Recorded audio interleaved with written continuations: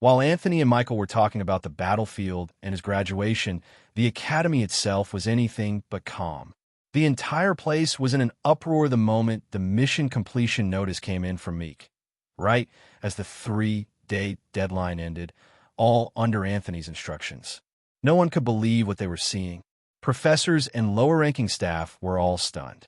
Even the dean and vice president hadn't truly believed Anthony would complete the mission. That was the reason the dean had contacted Collins in the first place, to save the arrogant boy when things inevitably went wrong. Some people briefly entertained the idea that Anthony might have cheated his way through, but that thought did not last long. The academy was never lenient when it came to rules. Over the years, there had been people who tried to exploit loopholes in missions. But were they really loopholes, or traps the academy deliberately left alone, assuming even the most brain-dead student would understand what not to do? Every mission came with a completion time frame. The academy understood that battlefields were unpredictable and things could be delayed for valid reasons. However, if you exceeded the mission duration without a proper explanation, you would be fined heavily. During those time frames, a lot of people did more than just the mission.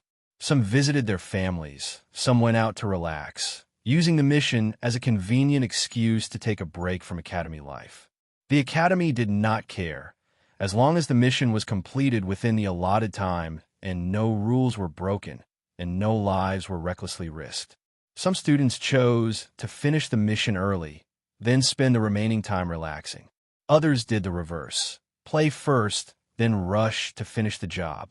There were also team missions or cases where students grouped up to complete an assignment together. The academy had no issue with that either. How they split the reward was entirely up to them. But as always, there were idiots. Some accepted missions far beyond their ability, then used family influence or hired outside experts using quirks to complete the mission in their name. The academy did not tolerate this at all. That kind of behavior meant instant expulsion. No fine, no warnings, just gone.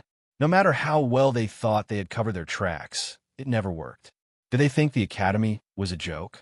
If the academy wanted information, it could get it. Through investigation, through people with seer-like abilities, or through the seer himself. They had too many ways to uncover the truth, whether it was about the past, the present, or even glimpses of the future. So trying to abuse a loophole was nothing more than walking into a trap. Because of this, when some people first heard that Anthony had completed the mission, they briefly suspected he might have done something similar. Then they immediately dismissed the idea. The academy had expelled too many students for that exact reason, regardless of who stood behind them. Still, no one could be blamed for doubting. The mission was literally categorized as impossible, and it truly deserved the label. Not only that, Anthony had not started from the bottom of the impossible list like everyone expected. He ignored the 10th-ranked mission, the one top geniuses risked their lives to clear, and went straight for rank 1. Most people had already written him off as dead. So when the completion notice came in, the academy exploded. The base payment Meek offered for the job was about 15 million academy points, which was already an excellent reward for master ranks. Escort missions were generally lucrative, but this time the amount was even higher. Then the academy buffed it. Just like with Anthony's mission, where the posted reward was a staggering 100 million academy points. The remaining 85 million came straight from the academy's pocket. How much they increased a mission's reward depended on several factors. For Anthony's excursion, the first factor was the cargo itself. There was no way Meek could hide the dragon heart from the academy, even if he wanted to. They knew what was being transported and chose not to interfere. The second factor was the danger tied to carrying such a treasure. Even though Meek had arranged things so they could avoid most people, monsters were another matter entirely. A dragon heart could stimulate bloodlines, talents, and abilities. Monsters would go mad over it. Combine that with the route they needed to travel, and it was obvious the group would be attacked again and again in endless waves. The final factor was simple: betrayal. Even with Meek's attempts to keep the contents of the van a secret, if Amos and his brothers or Zara and Clara learned to held a dragon heart, they would absolutely slaughter each other for it. Caught in that kind of fight, how could a student survive against masters and a grandmaster? The academy simply did not believe any student would make it out of that. That was why Meek didn't say what was inside the van. If they found out, everyone would turn on him. Even with his grandmaster bodyguard, facing multiple experienced masters at once was courting death. The gap between master and grandmaster was big, but it was not the same overwhelming difference as between a paragon and a grandmaster, where a paragon could erase grandmasters with ease. Anthony knew exactly what was in the van. He just did not care about that kind of trash. During the mission, Amos and the others guessed that whatever the monsters were after had to be something incredible to drive them into such a frenzy. They also wondered if that something might be useful to them as well. But they had no solid information. With nothing but guesses, none of them were willing to start killing each other over an unknown and uncertain reward. The risk was far too high for something they could not confirm. So the Academy weighed all these factors when deciding the reward. The nature of the cargo, the threat level, the travel route, the monsters, and the constant risk of betrayal. That was how they arrived at the outrageous figure of 100 million Academy points. The reward was calculated with the assumption that, for any other student, taking that mission was the same as throwing their life away. Even with life-saving treasures, you still had to be faster than your opponent to activate them. And in a mission like that, very few. Dean's office. The dean tapped his fingers on the desk in a slow, steady rhythm, his thoughts circling back to the same name. Anthony.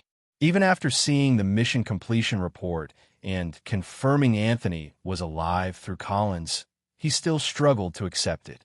Collins had even come by personally a few days ago to thank him for the warning call about his grandson, a call the dean had no obligation to make. Under normal circumstances, that would have been the end of it. A student completes an impossible mission, the Academy verifies it, records it, and moves on. As dean, he wouldn't personally get involved. Matters like that were technically below his pay grade. He only paid attention to impossible missions when they were cleared, and even then, it was usually just for the record. At first, he assumed Anthony had simply relied on his teammates. But after the investigation, what he saw and read left him completely shaken. The information had been gathered by Aiden, which meant there was no room for doubt. The memory crystal played everything from start to finish. Anthony tearing through millions of monsters, wave after wave. Anthony ripping out their souls with a single spell. His time in the hotel. The anonymous assassination attempt. The betrayal in the team, if it could even be called that. Anthony wiping out the entire escort party and leaving only Meek alive because they hadn't gotten in his way. The dean watched in silence, his expression growing darker and more stunned the longer it went on. As a veteran, he could tell how effortlessly Anthony handled 5 master rank powerhouses. To Anthony, they were toys. His breathing never changed. His movement stayed relaxed. He didn't use a single potion from start to finish. Stamina intact. Mana intact. Body in perfect condition. Swordsmanship, magic, martial arts, all refined, all lethal. Anthony was exactly what people called the perfect talent. No obvious weakness in magic. No weakness in physical combat. From the dean's perspective, it was like watching a perfect blend of Mitchell and Michael walking around in one body. He honestly didn't know what emotion to feel anymore. As for how they'd gotten this information, it wasn't through the seer or anyone like him. He hadn't forgotten the sight of the seer bleeding just from peering into Anthony once. The warning given afterward was still carved into his memory. If the seer of all people bled from that, what would happen to others with weaker constitutions?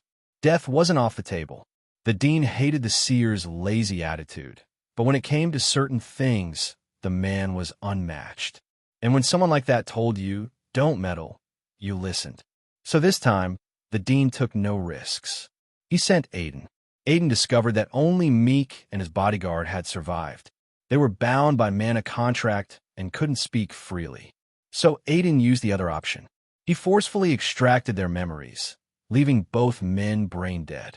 Then he killed them, wiped out their company, and vanished as if he'd never been there. He didn't even touch their space rings, just like Anthony hadn't bothered with his teammates' belongings. Both Aiden and Anthony were simply too rich to waste time on scraps.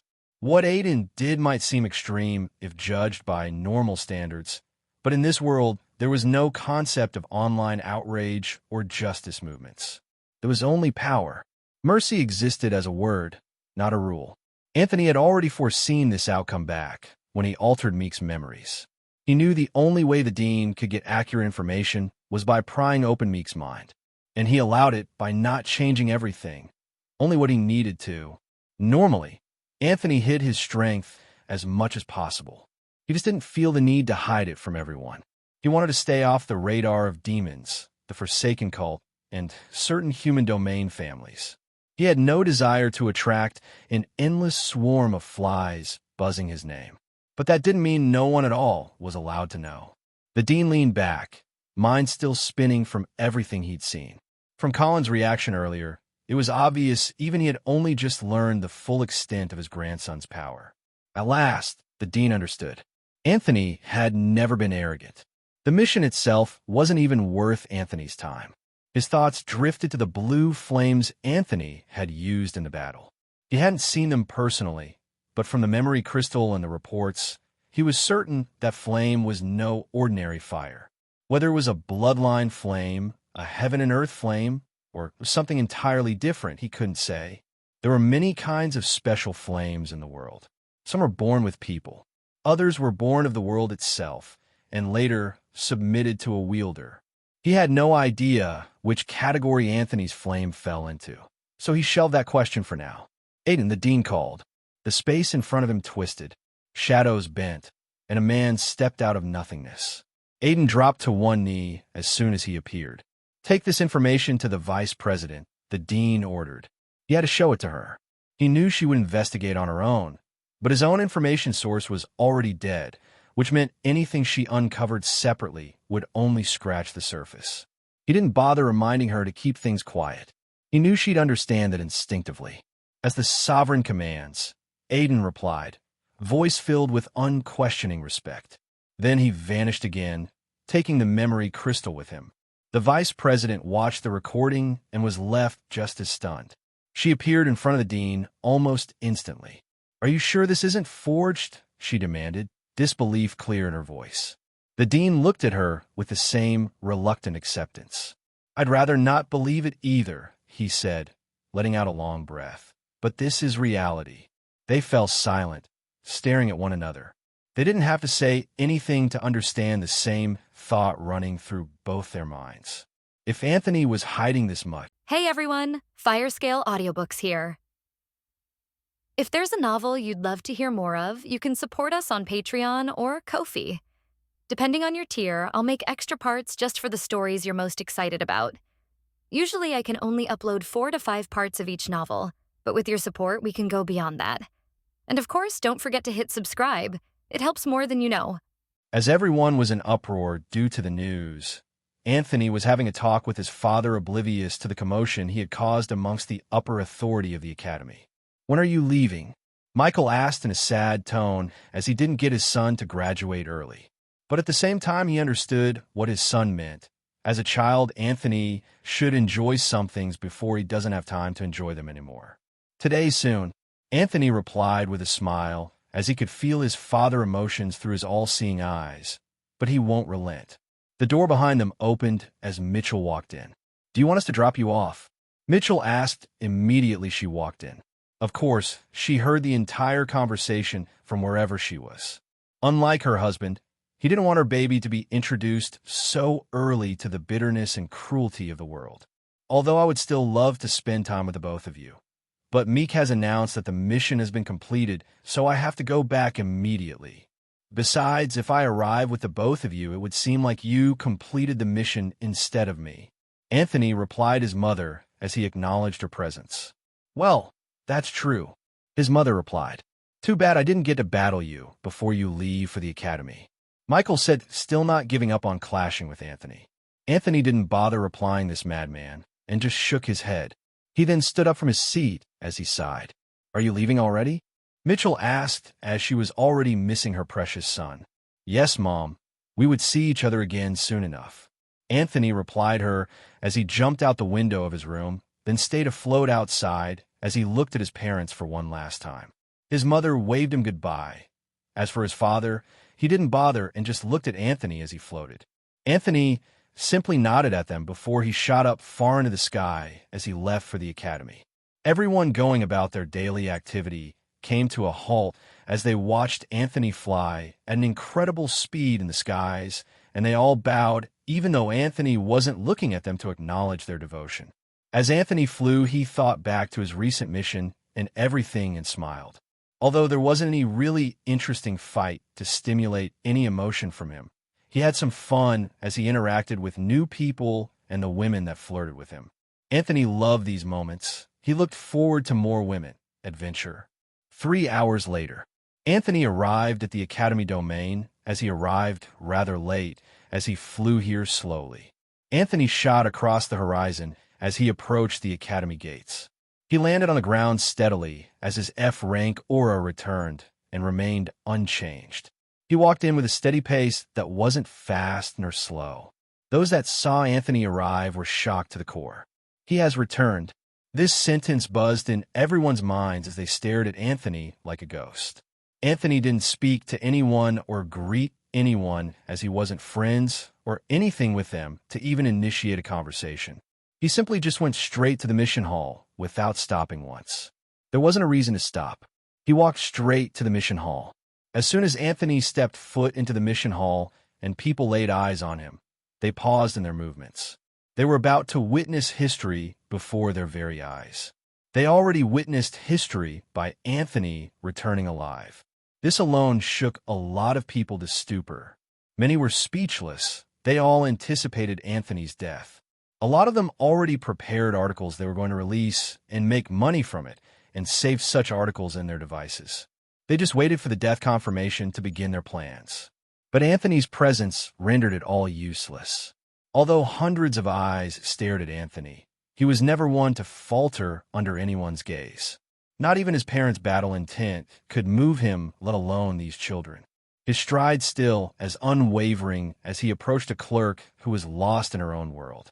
The clerk was the same one who issued the mission. She still had her nose buried on her keyboard and screen. She didn't even notice when Anthony arrived in front of her. Anthony already saw this scene once when he picked a mission, so he wasn't surprised.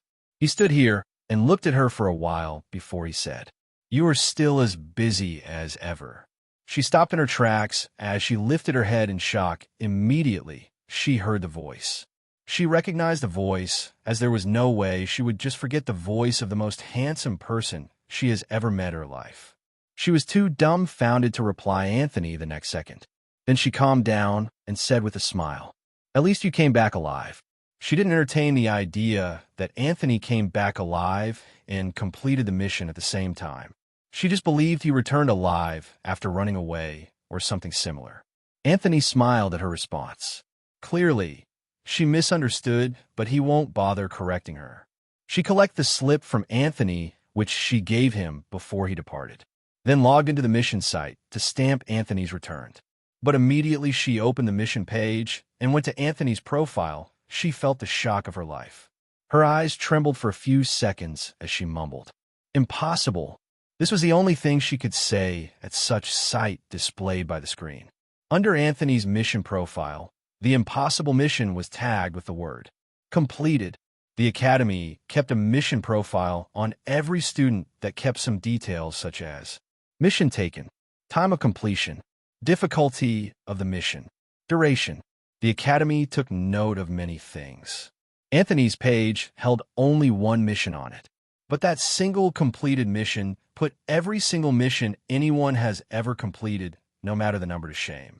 As the clerk stamped his time of arrival, Anthony's wristwatch instantly beeped as 100 million Academy point was instantly credited to him.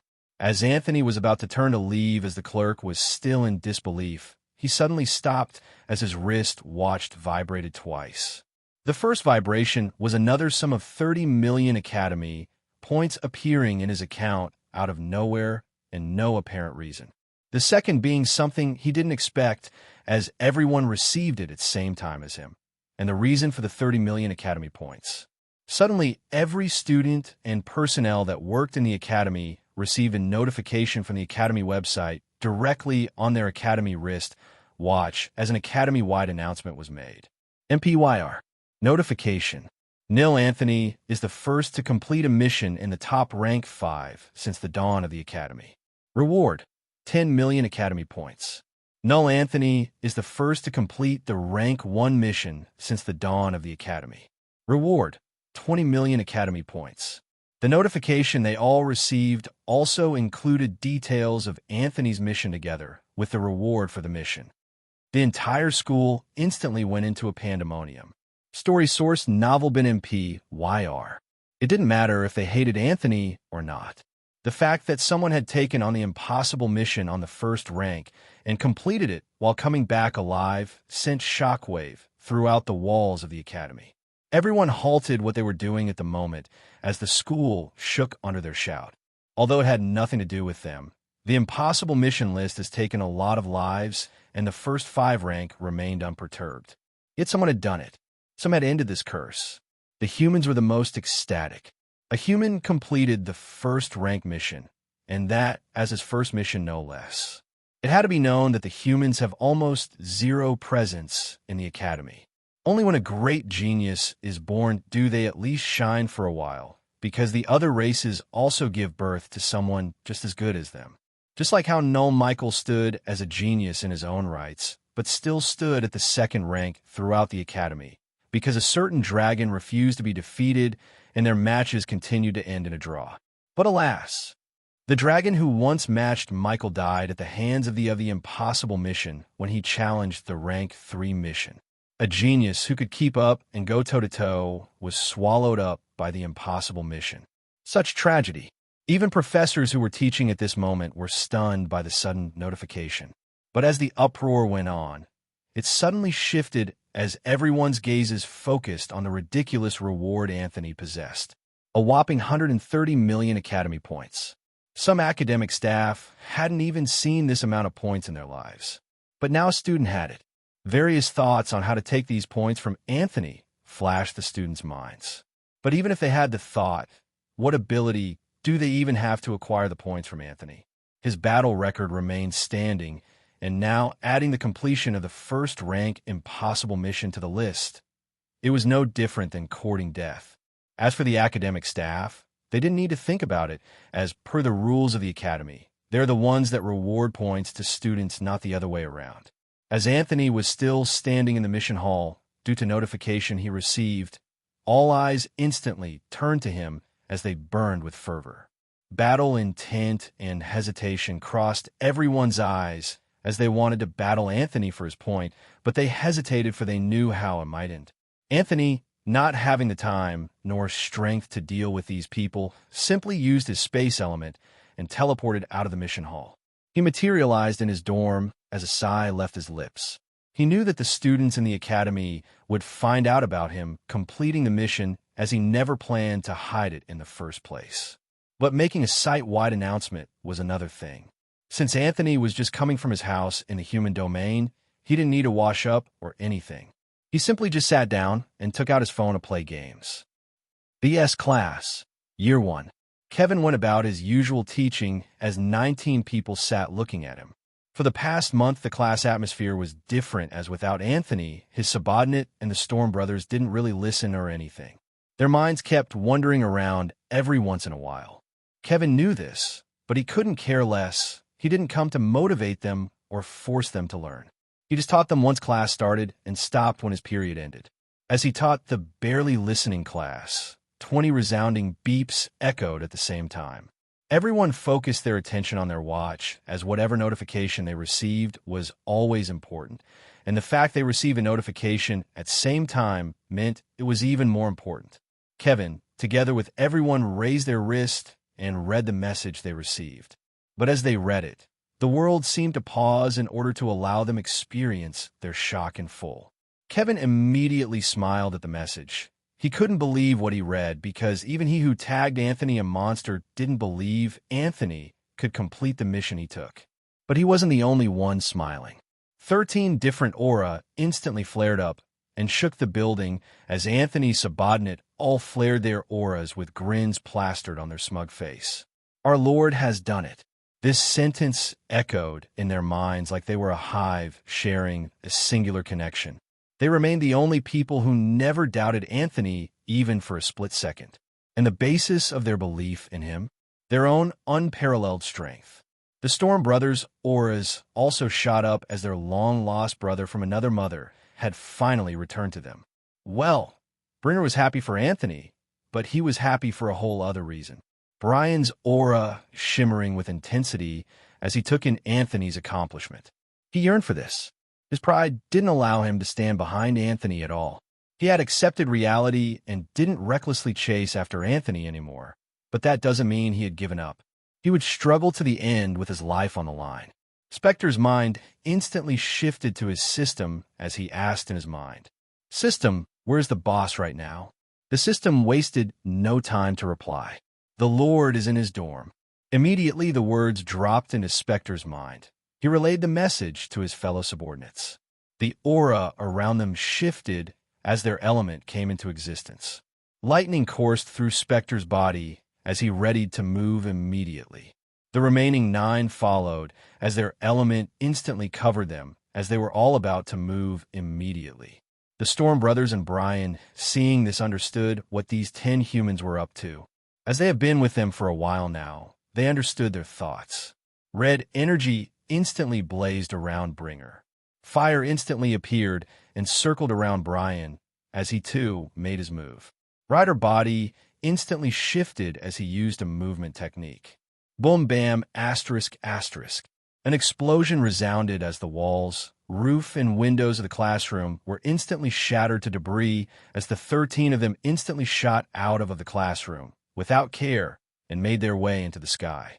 They paid no heed to Kevin nor their fellow classmates. They couldn't care about the class right now. All of them had set their sights at Anthony's location as they instantly charged in his direction. Streaks of various lights instantly blazed the sky as they moved without pause. And for the first time, they had all ended the class for the day before the period even ended. Kevin, seeing the scene, didn't complain or say anything. He just kept his smile as he watched everything. But he took note of the influence that Anthony had on these 13 individuals. The remaining students could only watch. As they crossed the distance in a matter of seconds, they arrived at the dorm. They didn't use the elevator or anything. They blasted through the roof and instantly landed in front of Anthony's door. Although Vivian and the rest were eager to meet Anthony, they still knew where to draw the line, even though Anthony often laughed and joked with them.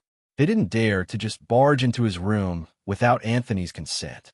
So the 10 of them just knocked on the door and waited for Anthony to answer. And, of course, Anthony didn't answer them.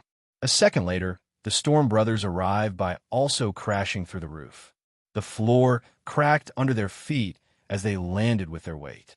Bringer, seeing Arnold and the rest just standing in front of the door and not opening it, immediately understood their thoughts. He didn't know why these 10 humans flocked around Anthony like he was their father. Bringer walked straight to the door and didn't bother knocking or stopping. He wasn't part of Anthony's subordinate, so he couldn't care less of Anthony's permission to enter at the moment. With a flick of his finger, the metallic door was instantly bent and folded under his force. Bam! The door was instantly unhinged and was flung out and crashed into the wall. The 13 of them instantly walked in without waiting for anything. But the moment they all stepped into Anthony's room, gravity seemed to shift and moved against them. Boom! They all crashed into the ground as gravity acted upon them with higher pressure under Anthony's control. They tried to resist, but it was futile. "What are you all doing here?" Anthony's voice sounded as he appeared before them. They raised their heads to this ever so handsome man. "Is this how you welcome your comrades? By making them bow before you, or something?" Bringer, as always, was the first to protest as he shouted from the ground. Anthony looked at this muscle brain and shook his head. He was about to control gravity again to return everything to normal, but stopped as someone moved before him. Evelyn, who was lying on the ground, suddenly stood up like the gravity that had been acting on her disappeared, like she didn't exist anymore. She looked at Anthony and walked towards him with a smile and said, "Welcome back, Anthony." Her angelic voice still as pure and soft as ever. It didn't even take Anthony a second to understand how she escaped his control. Evelyn simply used the light element to make herself weightless, thereby becoming unaffected by gravity. This was something she developed on the spot. Immediately, Anthony appeared before them. In mere seconds, she already adapted to the current situation. Such remarkable talent and application. Anthony smiled at Evelyn. He loved what she just did. Even the current him didn't possess such skill. Well, since he didn't think of it or had an opportunity to think of it. But seeing it before his very eyes, and with his ridiculous talent, he copied instantly. Anthony then turned his gaze to others and immediately released them. Spectre and the remaining subordinates' mood instantly turned sour, unlike the Storm brothers who were laughing. Anthony had always spoken about adapting and being prepared for anything. This wasn't the first time he had done something like this to them. To them, this was a test to see how much they have improved in his absence. And the result? They failed miserably. Only Evelyn passed. So tell us what happened during the mission. Ryder immediately said as soon as he got up. Before you ask anything, why did you destroy everything? Couldn't you have gotten here like normal people do? Anthony said as they walked to his living room. Bringer just chuckled, as he always seemed to have a reply to whatever Anthony asked. We aren't normal people, Anthony. Don't even say you're normal yourself. Bringer said as he sat down and crossed his leg as he was very excited. You do know that the Academy would deduct points from you, all right. You all left classroom in shambles. I hope you don't end up in deficit or you risk expulsion. Anthony said with a wicked smile on his face as he looked at Bringer. Brian's voice sounded as he replied instead of Bringer. You are already rich. You will pay for us. Bringer's face instantly lit up as he remembered the amount of points Anthony held. Although to them, getting points was just a matter of completing submission, they didn't want to spend their hard-earned points on useless things. They had many things to spend their points on right now. As for Anthony's subordinate, they didn't have a need for points. So to them, if the Academy deducted it, it didn't matter. Especially Clement, who was the richest amongst them due to the people he resurrected, always sending him points. Anthony turned his face to Brian with a ridiculing look on his face. Why would I pay for you? Anthony asked, amused at this delusional dragon. Is this what friends do for each other? Come on, stop being stingy with it. You can't possibly use all those points alone. What Brian said was indeed true. He couldn't use all those points alone, but if Anthony entered a reckless spending mode, he just might do so. That isn't a reason to help you. Besides, if we are friends, why don't you tell me some of the Dragon Clan's secrets? Brian was stunned by the reply. The Dragon Clan's secret for Academy points. Was Anthony joking, or was he sick in the head? Brian was truly speechless. Anthony didn't care about the Dragon Clan secrets. If he so wanted, he could know more about the dragon than the Dragon Clan themselves. Anthony, can you just forget about these leechers and tell us about everything? I can't wait. Donna's voice sounded as she really wanted to know what happened. Why don't you take on an impossible mission and experience it yourself? Anthony replied instantly. Donna nodded at Anthony's words. She and the rest planned on taking on an impossible mission soon. She wanted to listen to Anthony's view since he has taken a mission. She knew the death rate of the impossible mission. She wasn't ready to court death yet. Yes, she is strong, but she isn't invincible. It wasn't only her that planned to challenge the impossible mission. All of Anthony's subordinate planned to challenge this. They weren't like Brian and the Storm brothers who wanted to wait till they were strong enough to challenge it. They were already strong enough. They were courageous because during Anthony's absence, they had all stepped into the master rank. They all continued to persuade Anthony to tell them about the impossible mission. Did you meet your family during the mission? Since the mission took over a month, I'm sure you met your family for at least a day. Vivian asked Anthony as they discussed. Yes, I did. I haven't seen them in a while, so I had to at least drop by during the mission. Anthony replied as he bought food and drinks from his system, distributed them to everyone. Bringer's eyes immediately lit up as he started devouring them instantly. With what you saw, would you advise us to take on an impossible mission? Brian asked a very important question that troubled him. Although he is an S ranker now, he didn't know the rank he would be at 2 years from now. He just wanted to hear Anthony's opinion on the matter. Well, with your current cultivation, you will surely die before you can even use your life-saving artifact. Brian's eyes squinted as he didn't believe that at least he won't be able to escape. But he didn't argue and kept quiet. You have to at least be faster than your opponents to even use a life-saving treasures. But with your speed of cultivation, before even third year, or even by then, you can surely complete an impossible mission. Anthony ended his reply with a smile. Brian nodded as he got a positive answer from Anthony. He was at S rank right now, but the lowest requirement for even the lowest impossible mission was SSS rank. He believed he could get to that rank before the third year, or even during that time. But as for Master rank, he wasn't so sure. The Master rank has kept a lot of people at bay and unable to advance. Although to him, with his talent, it won't even pose a problem. But his problem remained if he could get to the Master rank, or at least if his battle prowess could at least touch that realm by that time. He saw the details of Anthony's mission. A Master rank battle prowess was required, but the level wasn't specified, so he couldn't guess where Anthony's battle prowess stood. But one thing was certain to him. Anthony had enough power to fight a Master ranker. Brian sighed as his mind remained on this thought. Anthony noticed Brian's mood. He knew what was going through his head, but he didn't comment. Brian was outrageous talented. Anthony was sure he could step into the Master rank before he graduated. Ryder spoke as he ate his food. "Can you just tell us already?" Anthony smiled and replied, "Why tell you when I could show you?" Everyone didn't seem to understand, but Anthony had no time to explain. Anthony simply just snapped his fingers, and the world seemed to bend. Reality seemed to warp to his will as the surrounding changed instantly. They were all immediately pulled into this new reality created by Anthony as they all immediately landed in the restaurant Anthony met his teammates. But Anthony wasn't bending reality or creating a new one, but rather he created a false one, an illusion. Anthony had pulled them all into an illusion. Mike, who already had a skill that could see through illusions, was instantly alerted. He thought this was one of Anthony's tests and quickly tried to break away. But it was futile. Although he could see through illusions, he wasn't immune to them like Anthony was. He could see through the illusion. He knew it was an illusion, but he couldn't break away from it. Knowing you were in an illusion and breaking free were two different things. Anthony's illusion wasn't simple like the one Mike encountered during the test. His skill didn't transcend Anthony's illusion skills and control.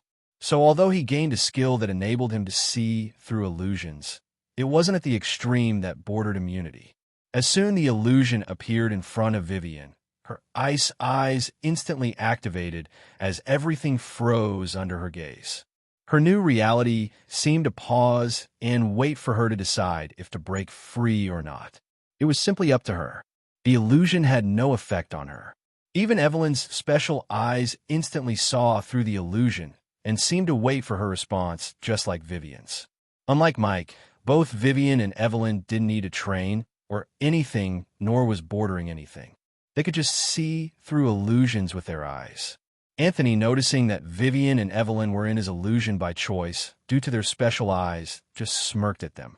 At the end of the day, illusion just wasn't about seeing or fooling people's eyes or sight. There was more to illusion than that. If that's all there was to illusion, people won't even bother learning or guarding against it. Vivian's and Evelyn's frozen world suddenly seemed to shudder as everywhere went dark for a moment. Then suddenly the exact same reality appeared before them again. But this time, their eyes became useless as it couldn't do anything. They could see their surroundings, but their eyes couldn't see.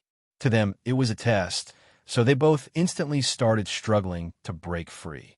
The remaining 7 subordinate like Clement, Arnold, and the rest were still struggling to break free. As for Brian the Storm Brothers, they literally had no hope. But Anthony wasn't here to test his subordinate. His voice sounded in their minds. "Focus. This is what happened during the mission. Even if you can escape later, don't leave." They all nodded their heads and focused on the Anthony that was sitting down and waiting for his teammates. With their thought compartment skill, they could focus and develop a skill to counter Anthony's illusion at the same time.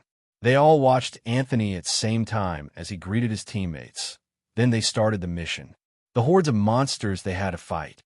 They saw Anthony constantly swinging his sword at the waves of beasts. They saw Anthony replenish his mana, stamina with potions. They also saw him heal his injuries. He could have died countless times. They saw him battle with everything he had until they got to City Q. Then they delivered their goods, rested, then returned while encountering almost no monsters on their way back. Of course, this scene was a fake.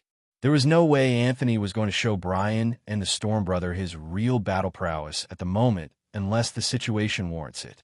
In the illusion, Anthony's battle prowess indeed stepped into the master rank, but not that much. But to his subordinate that were watching, Anthony seemed too weak. They knew something was wrong. Suddenly, the illusion seemed to move backwards like time was rewound for them. They all got back to the first appearance of the wave and saw the way Anthony casted his Caesar spell. Then the way he moved into casting the other spells in succession without caring about mana. Then they smiled as they saw this. This was their real master, not the one they saw earlier. The scene fast-forwarded to the Anthony's fight with Amos and the rest of the team. Anthony didn't hide anything from them. They saw him battle all of them alone and crush them without any effort. Then they saw Anthony summoning his primordial behemoth. They were shocked to the core. They saw Anthony made the world tremble. In the real world, they too felt the fear of the world, but they didn't know what it was. But now it was because of their master. Pride rose in their hearts. Making the world tremble at your feet wasn't a small feat. After dealing with Meek and the rest, the illusion ended there. Anthony showed nothing more. The 13 of them all exited the illusion at the same time, with not even a minute passing in real time. Silence descended for quiet a few seconds, but for different reasons as two different illusions were witnessed. The Storm Brothers and Brian were too stunned to speak. They saw it with their eyes. Anthony's battle prowess. And indeed it was no joke. Only if they knew that what they saw and admired and were too shocked to speak on wasn't even Anthony's real battle ability.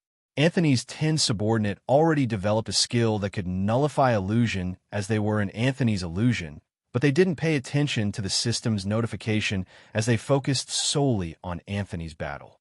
Clement sighed at how arrogant he had been to challenge Anthony in the first place, just because he stepped into the master rank. Both groups were silent because of different scenes, but same reason.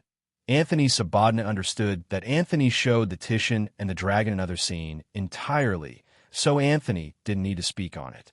Was what I saw real? Ryder was the first to break the silence as he spoke in a shaking tone.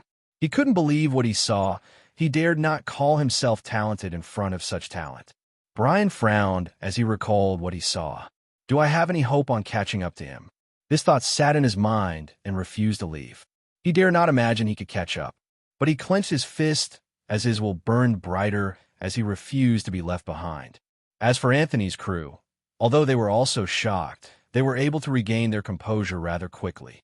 So they didn't speak or have as many thoughts like the other trio. But one thing was certain, if the trio took on an impossible mission at this moment, they won't come back alive if their teammates don't help them. But would the mission they accept require teammates like Anthony's did? That was another question. Anthony, noticing the mood, just said, "You'll get there eventually. No need to rush." Bringer clicked his tongue as he heard this. TSK. TSK. Easy for you to say, you monster, Brian said as a look of disdain appeared on his face. Anthony didn't refute Bringer's words at all. Well, what do you expect from heaven's illegitimate son? Anthony shrugged as he responded. So what is the plan with your points? Marcus asked as he looked at Anthony. Anthony fell into deep thoughts. He literally had no use for the points. The academy had nothing to offer him, so what could he spend his point on? The answer was a resounding nothing. After thinking for a while, Anthony replied Marcus with a smile. How about we do the usual, but this time we eat till we drop dead while also hosting the entire class. Although Anthony could just give out the points, he won't. He would rather use the point and feed everyone rather than send money to anyone for whatever reason. Everyone was stunned when they heard these words from Anthony. Anthony wanted to feed their entire class. This wasn't the Anthony they knew. Bringer's stomach immediately growled in anticipation. Are you being serious? When will this happen? Are we really inviting everyone? Bringer instant shot out many questions in succession, his foodie mode instantly activating. Anthony didn't have the strength to deal with this idiot, so he just replied once. You can make the announcement or whatever to everyone. Those who go for class or take a mission would miss out. Before Bringer could even reply, Space twisted, and suddenly the Storm brothers and Brian were immediately teleported out of Anthony's room. Anthony's subordinate watched this without a comment. Then Anthony turned his gaze to Evelyn and said, "Since you were able to counter my gravity so quickly, you can say what you want, and I will try my best to grant it." The 10 of them were instantly shocked. The reward was to demand anything. This was too good to pass up to them. They had a lot of things that they wanted, but couldn't afford it all. Their minds instantly rushed through a myriad of things they would have demanded from Anthony. Evelyn kept quiet for a while. She thought of various things that she needed and wanted. But after a while of thinking, she said with a smile, "Grant me a skill from one of yours." Anthony was surprised by her answer. He didn't see it coming. He expected her to ask for the perfect foundation trait or something like that. Anthony didn't really know what to give her, which was why he asked her to pick in the first place. But now she was asking him to pick. Anthony didn't know what to choose for her, so he just chose something that came to mind at this very moment. Anthony lifted his hand as light particles surged forth and gathered to form a book that floated gently above Anthony's hand. They all recognized this book as Anthony had given it to them once. A skill book. Anthony threw the book to Evelyn, and she caught it expertly and immediately used it. Ding! Detected that the user has acquired the skill. Sense Dome. A simple, yet a broken skill. As Evelyn read through the skill description, her face instantly broke into a smile. She really didn't expect this. It might seem simple at first glance, but it was anything but simple. Seeing the rest were curious, she sent the description to them through her system. As they read it, they could only suck in cold air. Such a heaven-defying skill. They looked at Anthony with pleasing eyes like puppies. "What are you looking at me for? You have a system shop. You can just buy the skill form there." Anthony said. But who was Anthony kidding? They knew the amount of subordinate point required to buy such a skill would be expensive. So they checked the price and could only give up on any thoughts of acquiring the skill anytime soon. The skill was even expensive than the perfect foundation trait.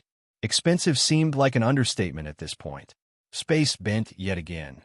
But this time, Evelyn sensed it due to her new skill, but she couldn't react as she and the rest of her brothers were instantly teleported out of Anthony's room.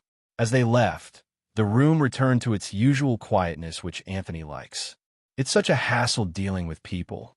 Then he picked up his phone and called the Academy repair department and reported his room was destroyed and in need of fixing, and Bringer was the one responsible, so he should be billed for an item.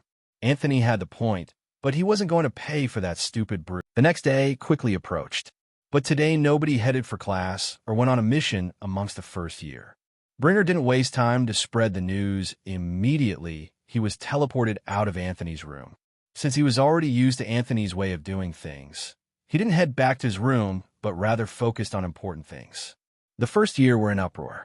Anthony was hosting them, so none of them dared to leave the academy to complete a mission.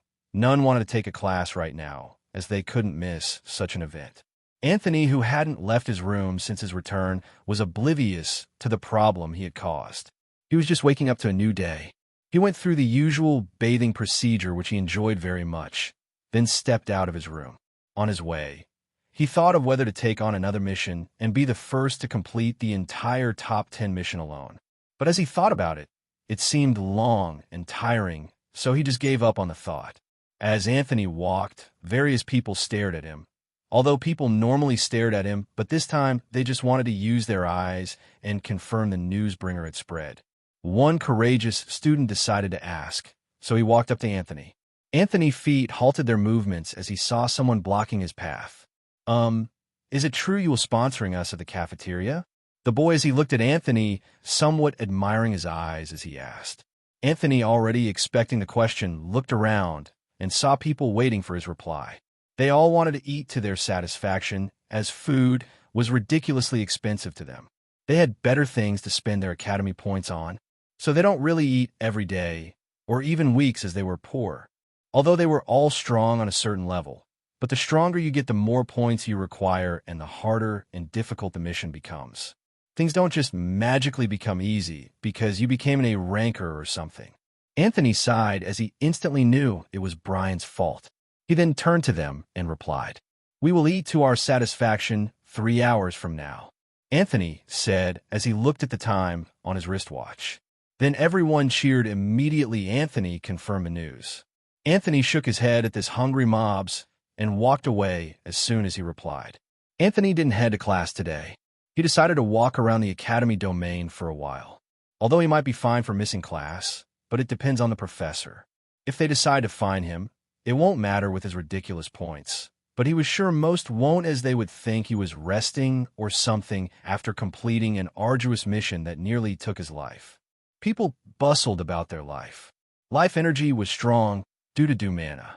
Anthony saw children play and laugh around while splashing water on one another.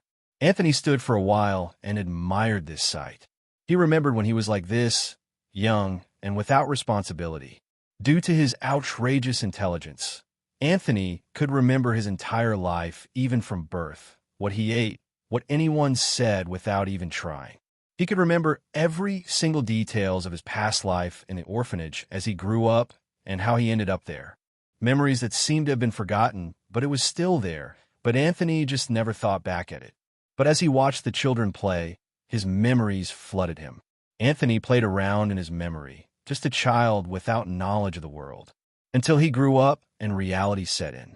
All those dreams of being an astronaut or a doctor or engineer and all those fancy jobs he dreamed about were shattered by reality. Not that Anthony blamed anybody or anything. The orphanage took good care of him until he grew up and was asked to leave.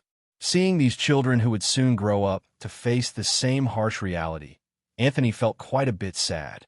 Even if one of them becomes loved by the world or whatever and all that, they might still have to go through some tragedy, like losing their loved ones, and all that just for the sake of character development. He smiled as he watched them. Anthony had a soft spot for kids due to their innocence and pure heart and their cuteness. But certainly not children from big clans and large families, as those ones have been nurtured from birth. Some ideals and other things have been taught to them make their pure innocence disappear. Anthony stopped staring after a while. He approached the children with a smile, and they turned him as they saw him approach them. There were 6 children here at this moment. "Hello, kids, where are your parents?" None of them replied, and just looked at Anthony before one of them replied. "Big brother, we aren't meant to talk to stranger." Anthony smiled as he looked even more approachable. "Don't worry, I'm just a wandering swordsman," Anthony said as he tapped his sword sheath. He knew kids often fell into fantasies like he once fantasied about being a surgeon. And what fantasy was there to dream about by children of this world, if not about sword and magic? As Anthony tapped his sword, their eyes fell on it, and all the caution in their eyes instantly disappeared. Which kid didn't dream of flying or battling with magic and weapons? "Whoa, big brother, can I hold your sword?" Another child said as he stretched his hand to touch the sword. But the child's hand seemed to stop the more it moved. "Big brother, why can't I touch your weapon?" Anthony smiled and replied, "I'm also a mage. Besides, you might get injured if you touch it. Big brother, I want to be a swordsman and become the strongest in the world." One of them instantly stated, obviously oblivious to how the world works. Magic is the strongest." Another child said with a snort as they both argued back and forth which was stronger between the two. Anthony just kept quiet and watched. The remaining children could only sigh and watch like they had seen this scene way too much and were used to it already. Then one of them looked at Anthony and said, "Big brother, since you are a swordman and a mage at the same time, which one is the strongest?" Immediately this question was asked, the 2 children stopped arguing and looked at Anthony for answers. To them, Anthony was the expert here and should have the answer to this question. Anthony was stunned as he was asked this question. What should I say? He thought. Anthony didn't know what to say. He couldn't say one was stronger than the other, even if that was indeed true. He couldn't say it, or the other child might just cry and throw a tantrum. Although he had no kids, he understood their mindset.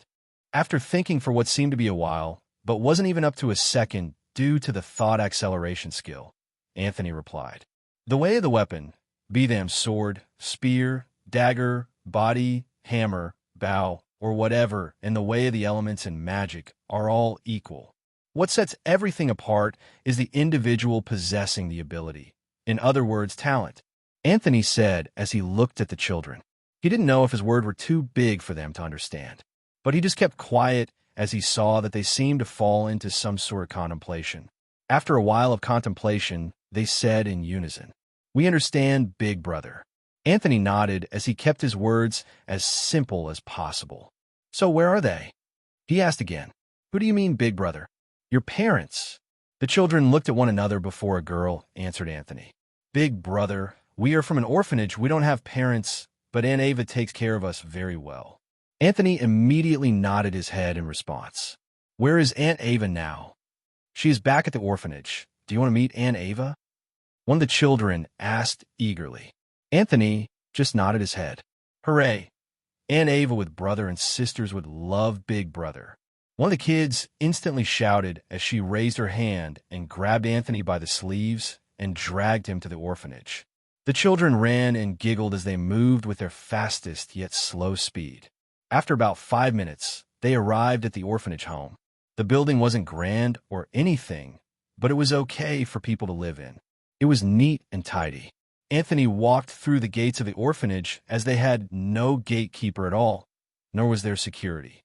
Anthony arrived at a single building, holding about 15 rooms total. He instantly saw other children walking out of the house and around the house.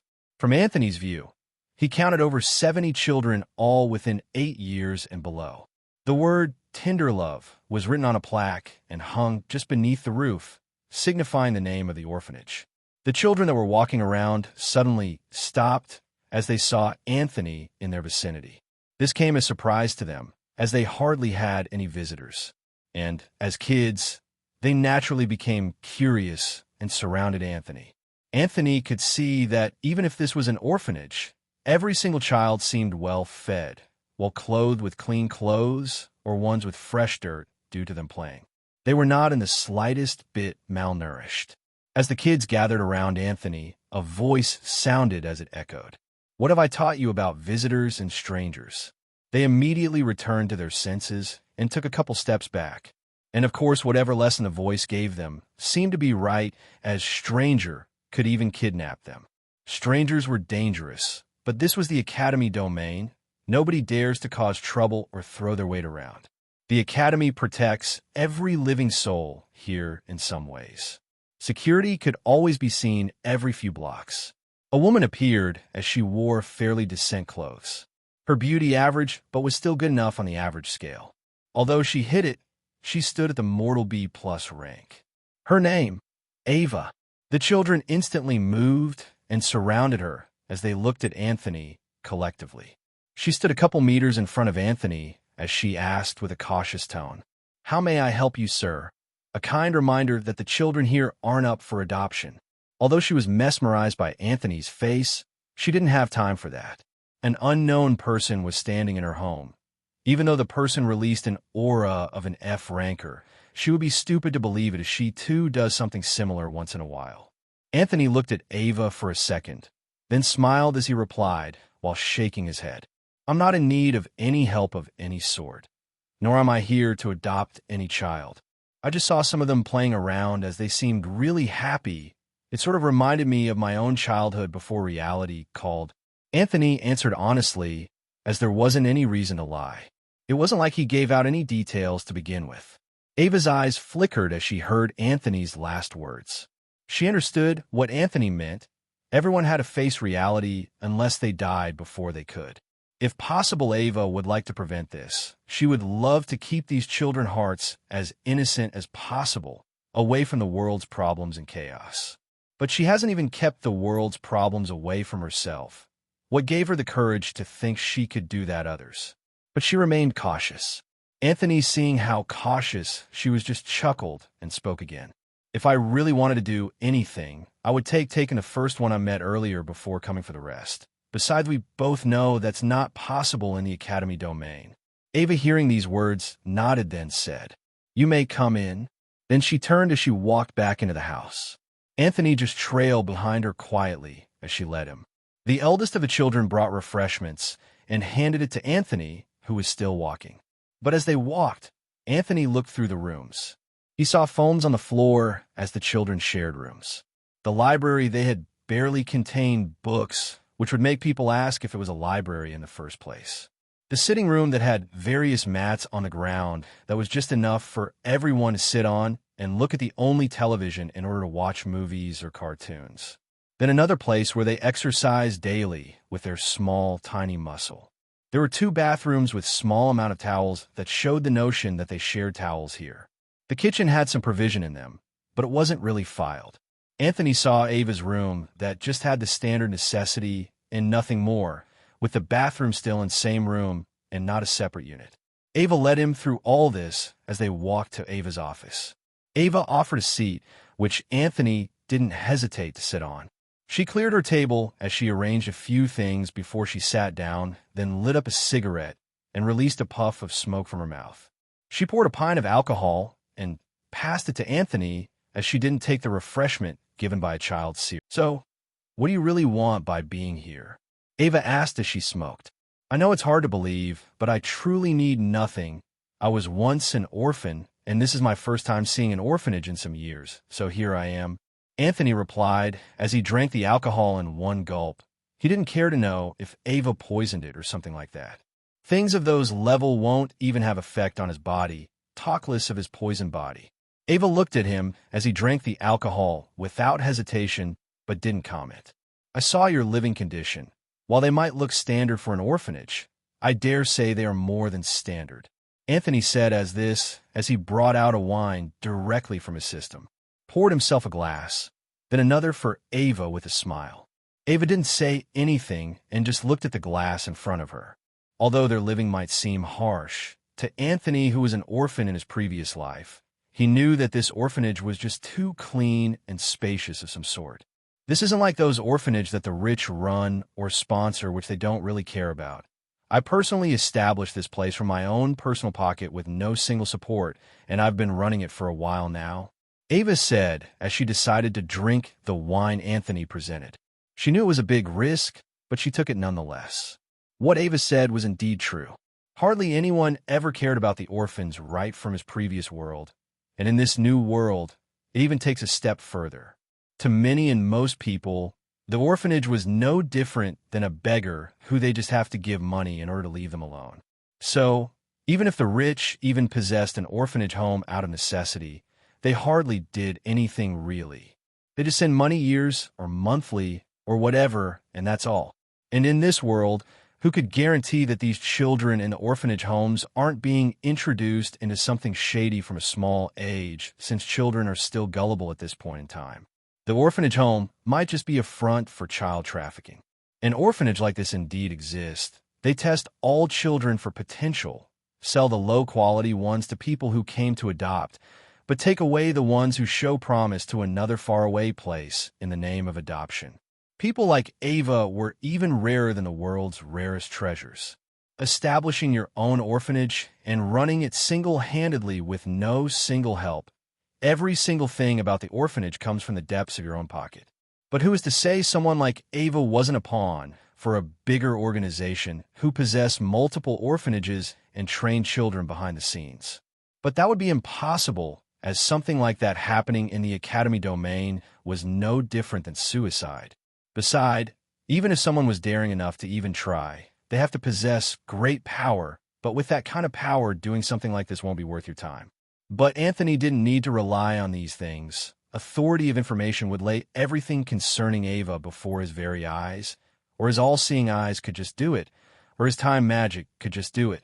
But Anthony had indeed checked right from the moment he set his eyes on Ava. He'd just seen every single thing about her life and knew them to the smallest detail. Even the amount of breaths she has taken since birth till now, he knew it all. Not that Anthony wanted such useless information, but just that his brain subconsciously records such useless information. So Anthony knew for sure. She did it out of the pure kindness of her heart, as her mother once ran an orphanage but later died of old age, and the orphanage was closed, but every single child found a good parent. Growing up in an orphanage while not being an orphan made her different from others. She learned how to love children like they were hers, take care of them. She was also smart and truly relied on herself without help. Ava awakened the darkness element while being paired together with an assassin class made her good with daggers. She took quite a few assassination missions, which she could perform on her level, while also adding a touch of other adventures like hunting beasts, raids, and dungeons. Whatever money she made was used to fund the orphanage. This also caused her cultivation to slow down considerably due to lack of resources, as she diverts the money for that to the children. But how is Ava able to handle all this alone with no single soul helping her? Although as an awakened who is at the peak B rank, this is still too much. This is where her talent comes in. Like stated earlier, awakening talents are so random that even the strongest man and the strongest woman could literally give birth but wouldn't guarantee a talent. Although the child would be talented in sword or magic or whatever due to her lineages. Ava's talent was clones. Ava's talent gave her the ability to create 3 clones, but with different combat power. The first clone she creates out of the 3 possesses 100% of Ava's skills. This was almost no different than her twin. The second possesses 50% of her skills, which is basically half her combat power. The third possesses 25%. THS is how Ava is able to take care of everything at the same time. Even if she is tired, her clones takes care of something she was meant to do. But her talent granted another ability that was quite good, if not broken in the right hands. She could summon her clones directly to wherever her real body is, and the 3 clones together with her can communicate telepathically between themselves only. So if Ava is completing an assassination mission and her and the opponent stand equal in strength, she could literally just summon her first clone from wherever it went directly to her location, basically doubling her power. But her talent came with a downside that wasn't even really a downside. To cancel out, or rather deactivate, the first clone after it's done with whatever, she would need to first cancel the third clone, then the second, then the first. This basically meant the rest had to disappear just for the first clone to disappear. And if the other 2 weren't done with their own task, well, that would be troublesome. But again, this wasn't even worthy to be called a downside. There were other ways to manage this. Besides, cloning wasn't exactly rare or anything like that. It existed in techniques, arts, skills, and abilities. It's just their application that differs, like the duration, cooldown, power possessed by these clones, and other things. Anthony just looked at Ava. He didn't pity her or anything, but he would compliment on her efforts, which she did with no strings attached. She had taught the children a lot. If it wasn't for the academy allowing those outside the academy itself to covert academy point to other currencies like quarks and mana crystals and vice versa, Anthony wondered how far Ava would have gotten. The children were so in love with mages and weapon masters. Some of them would awaken within 2 to 3 years. A lot of things would cost more at that time. Anthony wondered how she would manage. In just about 5 years after their awakening, dreams would be crushed to dust. Would have been turned to dust if there was a way to measure talent. With the way these children fantasied, Anthony was sure that anyone who could wield a weapon with even the most basic skill might appear all might in front of these children. They can deceive these children like this, making them follow the so almighty master. Ava never showed her strong side to them. They knew she could utilize mana, as it was basic knowledge that everyone awakens at age 10. But they all thought she would be the weakest of all the weak ones, since she never even used mana in front of them. She was no different than a mana-less person to them. Of course, these were just how they perceived her battle ability and remained as nothing more or less. But the children didn't have any wrong or useless thoughts, as at the end of the day, they are just innocent children. To them, Ava was everything. They admired her from the deepest part of their heart. When these kids turned 10 and awaken, they would need art and techniques. Although Ava might just go around sharing her own cultivation manual to reduce cost in that department, it will cause more harm than good, as not every cultivation technique can be used by everyone. Anthony simply shook his head and removed these thoughts from his head. His conversation with Ava wasn't really getting anywhere, as they were strangers and one just suddenly visited out of the blues. There was literally nothing to talk about here. Anthony looked at Ava and said, "I will display some small skills and tricks to the kids, just for show. I hope you understand." Ava's eyes instantly squinted as she heard this. She herself had never displayed anything cause she didn't want to fuel the children's fantasies. But she knew deep down within her that it had backfired as the children's fantasies grew day and night. They played hero and battle masters all day. She just kept her eyes locked with Anthony's, trying to see if he was planning anything. But Anthony just calmly sipped his wine without any care. After a while, Ava said in normal tone that gradually became chilly. "Fine, I agree. But if anyone gets even the tiniest bit of injury, I would fight you to death. Although I could tell you are stronger than me, better be prepared." The moment she finished speaking, Anthony looked at her for a second, then instantly started laughing. Ava looked at Anthony with a frown, wondering why he was laughing. Anthony didn't leave her wondering for long. Anthony's gaze shifted to another direction. Something was hiding there in the darkness, something that tried so hard not to exist, or rather to hide its presence. Anthony locked eyes with this thing. Immediately they locked eyes. The thing in the shadow moved out with a force that shattered the wall of the office they were in. A weapon cloaked in darkness, and mana quickly made its way towards Anthony's neck. Anthony, still amused as he watched the thing dash towards him. He just raised his index finger without even covering it in mana nor aura. Simply nothing. Clang. A metallic sound rang out as the weapon met a finger that was even stronger than anything it had ever encountered and broken into pieces. What was the thing? Of course it was Ava. Or rather, the real Ava. Ava was about to step back, but was momentarily halted in place as Anthony used time magic and paused time for her and the clone sitting on the chair that discussed with Anthony earlier. Anthony shook his head at this fiasco. An ambush on Anthony? I'm sorry, but you have better chances at becoming a god than that. The entire discussion and everything was just pure fiasco. Right from a very first moment, Ava's voice sounded, and she stepped out to meet Anthony.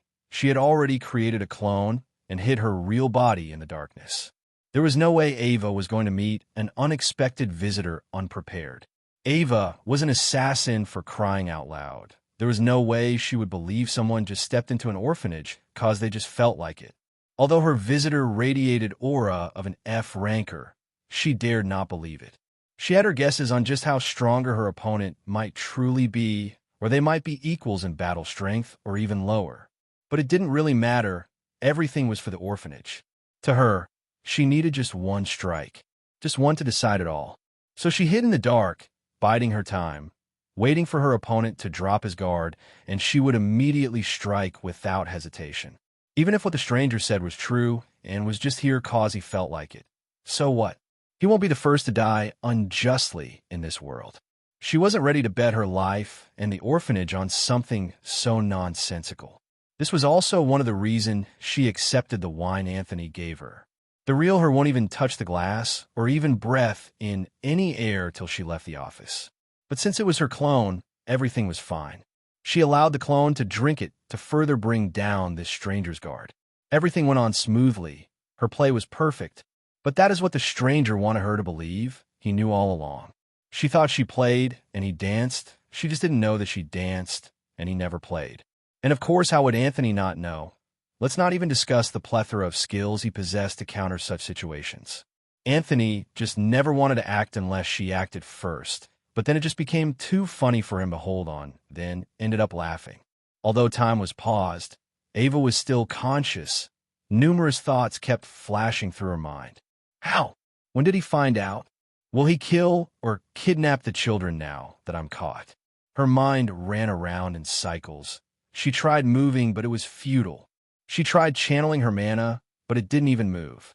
Her gaze on Anthony, but her mind wasn't there as it focused on just how to get out of this predicament. But after a series of trial and error with just Anthony sitting there and watch her try, her thoughts went back to the cause of all this. Seeing him being so carefree while watching her like he could see through her deepest thoughts made her realize an undeniable truth. She stood no chance. Anthony began speaking as he saw she was done panicking and with her thoughts. Well, I understand your attitude towards me. That's just how the world works. Anthony raised his hand up to the sky. He looked Ava's outstretched hand that once held a dagger. Then he slashed down with his hand. Ava, seeing this, couldn't react. She could only watch as her hand was about to be cut off from the elbow. Her hand fell to the ground with a thud sound lifelessly as blood oozed out and splattered everywhere, dyeing the floor and walls red. Before Anthony struck, at the last moment he released his time magic holding on her. Pain rocketed her body as her hand was taken from her. "R!" She screamed at the top of her lungs. But no matter how she screamed, no sound ever left the room as it was contained in those four walls by Anthony. She used her other hand to try and reduce the gushing blood that was flooding out, but it was useless. She gritted her teeth for a few seconds before raising her complete hand that held her space ring to bring out a healing potion. But of course it didn't work in Anthony's presence. She almost fell into hypovolemic shock as she couldn't stop the blood. Her skin paled, her eyes dizzy, her body weak. But Ava held on for the children. Anthony watched her suffering with an impassive face. Then he began to speak again. "Your plan was quite good, I have to say, but you were too hasty. You should access if your opponent is even 100 times faster and stronger than you." Anthony spoke emotionlessly. "Today would serve as a lesson. If you encounter an unbeaten opponent, just run, just like how you have your cards your enemies have theirs. A better option was to evacuate the children the moment I stepped in here. But if I was a weaker person, you would have succeeded. But the world doesn't work on ifs." Anthony's last words echoed as he stood up and walked out of Ava's office unbothered. As he walked out and a bit further, the children crowded him. "Big brother, are you done discussing with Aunt Ava? Big brother, where is Aunt Ava? Big brother, when will you show us your magic?" They were simply too happy to witness something they had never seen. "Calm down, I will show you something impressive," Anthony said.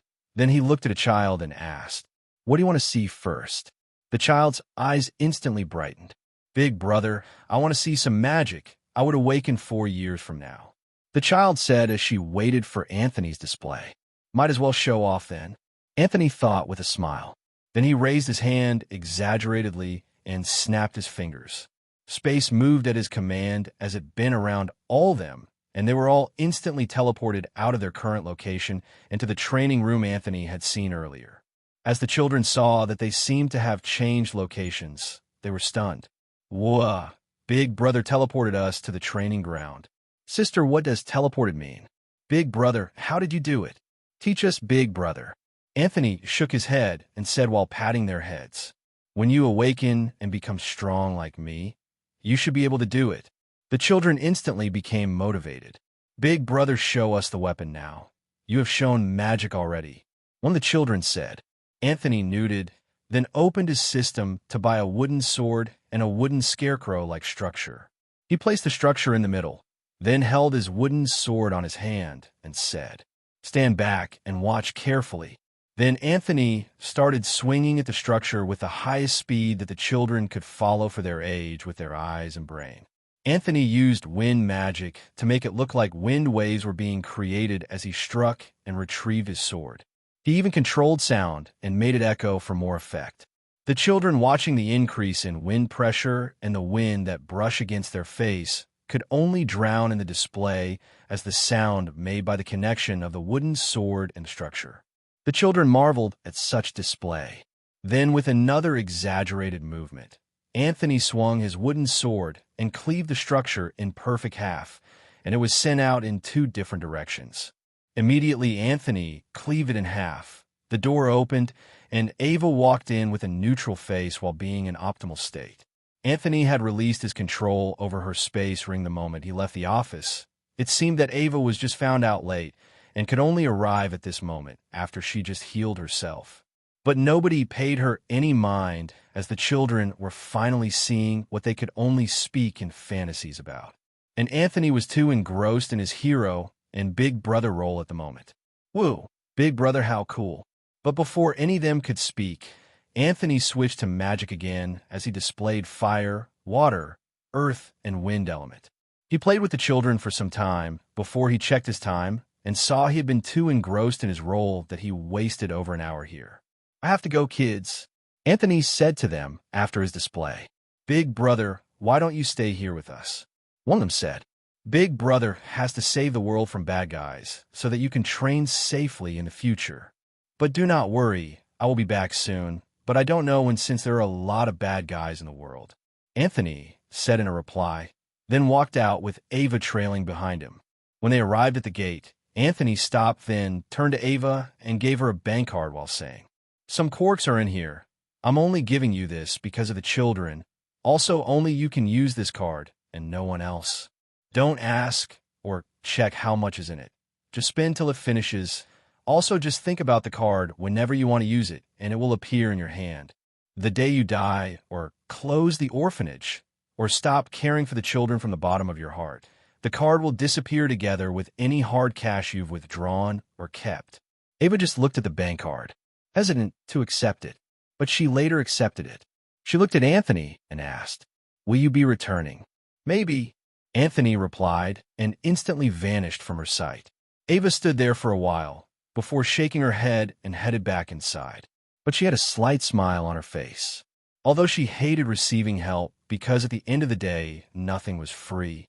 Someone might come to seek payment for helping her later, thereby causing problems for the children in orphanage. She felt a lot of pressure by supporting the children, but with this card the pressure would be reduced drastically. Decided in his room. Anthony then made another call to the point department and asked the amount of student who their point were in deficit, reading a minus. When Anthony received his answer, he simply paid and covered it all. Those whose points were in the negative range instantly returned to zero with not a single point more. That was cheap as it cost only 150,000 points, so it wasn't too much. Then Anthony switched again as he logged into the Academy site and placed some calls for donations. He was asked in what direction he wanted to move. Anthony chose the orphanage direction. Of course, it was the Tender Love Orphanage. As for the rest of the orphanage homes, it had nothing to do with Anthony. The donation was to pay for a cultivation manual for every child from 6 years old upwards. Immediately, any child that is 6 years old right now reaches the age of 10, the Academy would give a cultivation manual fitting them. And of course, the child will have to sign a mana contract that states he or she won't share the content of the manual. And just like that, 5 million points disappeared from Anthony's account. Anthony was just spending this point like it was something ordinary. Many dared not do what he did. And of course, the news spread that Anthony had spent a whopping amount of 70 million on the highest floor of the cafeteria. And beside this, the world was subtly in shock of Anthony's power. He had completed an impossible mission, the first ranking at that. If it was just the lower impossible mission, they wouldn't really react, as some have cleared it before. But none dared to touch the upper limits. Yet Anthony dared to touch it. He cleared it and came back alive. Major powers immediately investigated, but they found utterly nothing. Only that Anthony went on a mission and his entire team came back wiped out. Even their employer died 3 days later. Something was definitely fishy here. But could they question the Academy? Could they question the Null family? The internet, who knew nothing about what happened during the mission, was oblivious to all this. They only discussed Anthony's impressive battle abilities to survive and complete the mission, completely forgetting about the teammates. Anthony just sat in his room, as was done with his charity work. Although Anthony didn't care about any of them, it didn't mean he would just allow his points go to waste. So he just burned it how he saw fit with his charity work. He made sure to give nothing to the students aside the food and restoration of points. If anyone still ended up being expelled due to point deficiency, then they weren't meant to be in the Academy in the first place. As for the remaining points, Anthony had nothing to do with them. Although he could donate more, it was already enough, as there was nothing more for him to do. The cultivation manual was already enough for the children. Ava could get other resources with the card Anthony gave her. Since the Academy allowed those residing outside the Academy itself to convert mana crystals and quarks to points, Ava won't have to suffer anymore. She could steady climb the power ladder and only be limited by her talent or death. Then Anthony suddenly thought of the event where Ava dies in one of her missions. Who would take care of the children? It was just a thought. Anthony didn't plan to adopt or do anything when Ava dies. He would naturally allow nature to take its course while he watches from the sidelines. If something interesting happens, he might interfere. If not, well, he wasn't a hero, even if he played into the kids' fantasies earlier. Anthony just scrolled through the web for a few minutes as he saw his name trending again. Anthony shook his head at this. Then he took a shower, changed his clothes into PJ. He had nothing to do. He had helped the world upcoming powerhouses as much as he could. He laid on his bed and drifted into his dreamland. Hours went by as Anthony remained in his room sleeping. The next day arrived as usual. As Anthony opened his eyes, the thought compartment he assigned to the sign-in duty instantly went into action. Ding! The host has signed in. The host has one hashtag asterisk, percent asterisk asterisk, ding. Interferes. The original gift has been destroyed. Say that although he doesn't like soft people, it's nice to be kind once in a while, just like him. Has decided to show the same kindness. Ding! Due to the interference of? The host has been blessed with a special ability. Congratulations, the host has been bestowed with the quantum manipulation ability. Anthony's mind immediately exploded when he saw this. The sleep in his eyes disappeared instantly. Quantum manipulation. This ability allows the host to manipulate matter, atoms, particles, energies, and more as he sees fit. This ability allows the host to bend reality to his will to a certain extent. This ability is limited by the host imagination and cultivation rank. It doesn't require mana to use, as mana itself obeys it. Anthony stood there without moving. The ability to alter reality. Who didn't know what this was? It seemed he didn't waste his academy points for nothing. It seemed being kind indeed paid off. But he knew it won't work a second time since he did it the first time expecting nothing in return. He might subconsciously expect something a second. Anthony's divine intelligence instantly swallowed him up as he fell into Rios, where he could use this ability. As the ability finished merging with Anthony, he felt the complete different. He felt he could bend the laws of the world to his will without too much trouble. He felt invincible for a moment. Of course, this was just an illusion created. Over 3 months instantly went by as the student focused on their pursuit of power. They had approached the end of the year. Soon they would enter the second year. A lot has happened in these 3 months. Anthony further digested the knowledge from his bloodline and physique. Then he changed course of action and decided to dive straight into his new ability. He ran multiple tests, his talent and intelligence mixing beautifully to give birth to some terrifying creations. Anthony spent some time on his ability. He had stopped going to class entirely. He didn't need to send his clone anymore to keep a facade when the clone is just going to sleep in class regardless. Although he didn't attend classes, he never for once got a point deducted from him. Anthony also didn't forget pushed his mana zone and aura training fiercely just because he got an ability. And within these 3 months, Anthony stepped out of the master rank. Anthony had stepped into the realm of a grandmaster ranker. And as usual, Anthony abused his perfect foundation trait by his physique. Anthony turned into an addict who swallowed drugs and elevated his cultivation to peak grandmaster rank. His physique and bloodline instantly bombarded him again with knowledge without caring if he was done with the previous ones. Without the thought compartment skill, Anthony dared not imagine how he could even keep up with his physique and bloodline. Anthony pressed these 3 months directly into training and barely resting. He didn't have the luxury. Since Anthony was out and never appeared again since the feast, the academy should be quiet, right? It shouldn't be trembling from shock once in a while, right? But the answer is a resounding no. Although Anthony was nowhere to be seen, his 10 subordinate truly showed why they were termed anomalies. The 10 of them stood fiercely as even though they stepped into the master rank, they didn't slow down. They had all increased in power as everyone instantly flew directly to master rank level 3. As for Clement, he stood proudly at level 6. His soul collector ability truly was a cheat. But this wasn't even the reason why the academy was recently upside down. It was because these 10 humans had challenged the top 10 mission equally and at the same time. Not only that, they all equally cleared it without issues. None of them died. None of them failed. And that wasn't even the end of it. Like Anthony, they wanted their name to hold the record of clearing the rank 1 mission. So they all took turns on clearing each single mission from rank 1 to rank 10. This concept was indeed outrageous. The 10 impossible missions being cleared 10 times each back-to-back without pause or rest. This time, the dean didn't call anyone to even save them, because normally the dean isn't even required to call anyone. But even if the dean wanted to call someone, who could he call? They were literally orphans. The amount of site-wide announcement that's been made within these 3 months about the clearance of an impossible mission made people numb. They wondered if the impossible mission had become so easy. And of course, some dumb ones concluded that the impossible mission was just a regular mission and was just made up by the academy to scare students, so they could keep and increase their image.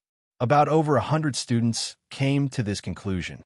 But just because they arrived at this conclusion doesn't mean they would risk their lives, because a question lingered in their minds.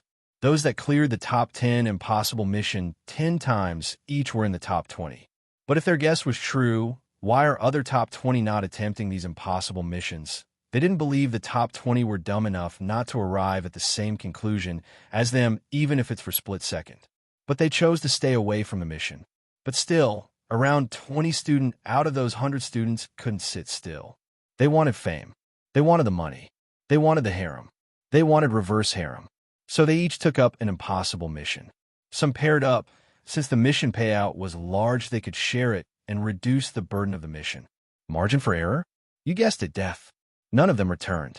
And of course, this news made its way back to Academy. There was no way someone would challenge the Academy impossible mission, and the students won't know. Their deaths reminded the rest of reality. Just because 11 abnormal people could do something doesn't automatically make it doable or easy for others. Clement, being the first to clear all top 10 impossible missions, was rewarded 80 million Academy points for his record. The outside world didn't know if the impossible mission had become easy or what. But they saw the details of the mission and knew the Academy didn't even drop the quality of the missions. They even increased the difficulty just to deter these 10, but it made no difference in front of their power. But many dared not push their children to try the impossible mission. They won't risk the lives of their extremely talented child just for mere resources that they could get by just blinking. And the most interesting part of all this, the abnormal 10 remained all humans. No other races was on this list. People speculated that the human species' rise was around the corner as ordained by destiny and fate. And some dared to spy into this destiny, something even the seer paid for. But you can't blame them. 10 people clearing the impossible mission at once, and all of them being humans, definitely set off some people and race. Many organizations and guild made offers to Vivian and the rest, but they didn't even bother declining or accepting it. They simply didn't respond at all. And every time they ignored these people, they increased their offer again. The records they had in their names, not even Anthony had it. Anthony cleared a single mission once and went off the grid. But they did the opposite of that. Many jobless ones started speculating that Anthony was greatly injured during the mission and was recovering in his room and dared not step out. This made a lot of people also conclude that these 10 humans would overthrow Anthony. But then again, if Anthony was really injured, he would spend his entire points on potions or paying the Academy healers to heal him. But he spent half of that in the cafeteria, leaving many of them guessing. So they just kept making assumptions without stop. Brian and Tiara once again offered another reality check.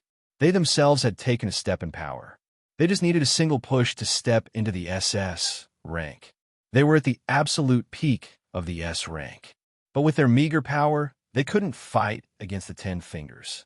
This is the name people call Anthony's subordinate as a group, as they're always together.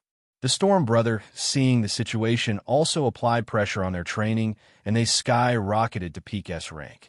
They now stood toe-to-toe with Brian and Tiara, but would their battle prowess be equal was another question. Although Anthony wasn't around at all, they didn't even get to rest, as Anthony's absence allowed the 10 fingers show their abilities. The top families from the human domain made offers to all of them. Even the Null family made an offer. But the 10 didn't reply any of them. As for the Null family, it doesn't really matter to them. They work for Anthony, not his family. So these 3 months were, but this wasn't the only thing that pressured them. They had the exam coming up, the written exam and the battle exam. If you don't meet the requirements, you can't even advance to the second year. But this was the golden generation. Some already met the requirements even before they got admission, while a certain person has even met the graduation requirements before even getting admission. Although the academy was pulled into a shock once in a while, the students didn't forget their primary goals. They buried their heads in books. Some basically lived at the library as they acquired points for it. Anthony, paying off their points debt, helped in the situation. Some spent their days in the training rooms and didn't come out. They had all stopped going to class for 2 weeks as the academy teaching session has ended, and they were given that 2 weeks to prepare everything. Those without points could only go on missions to get some. Some didn't have the time to spend on missions and just straight up beat up the students that were weaker than them into giving up their points. They just didn't have the time to spend some days completing some mission when there was an easy to do. So the academy was quiet as everyone were in their own working space, as no one wanted to fail.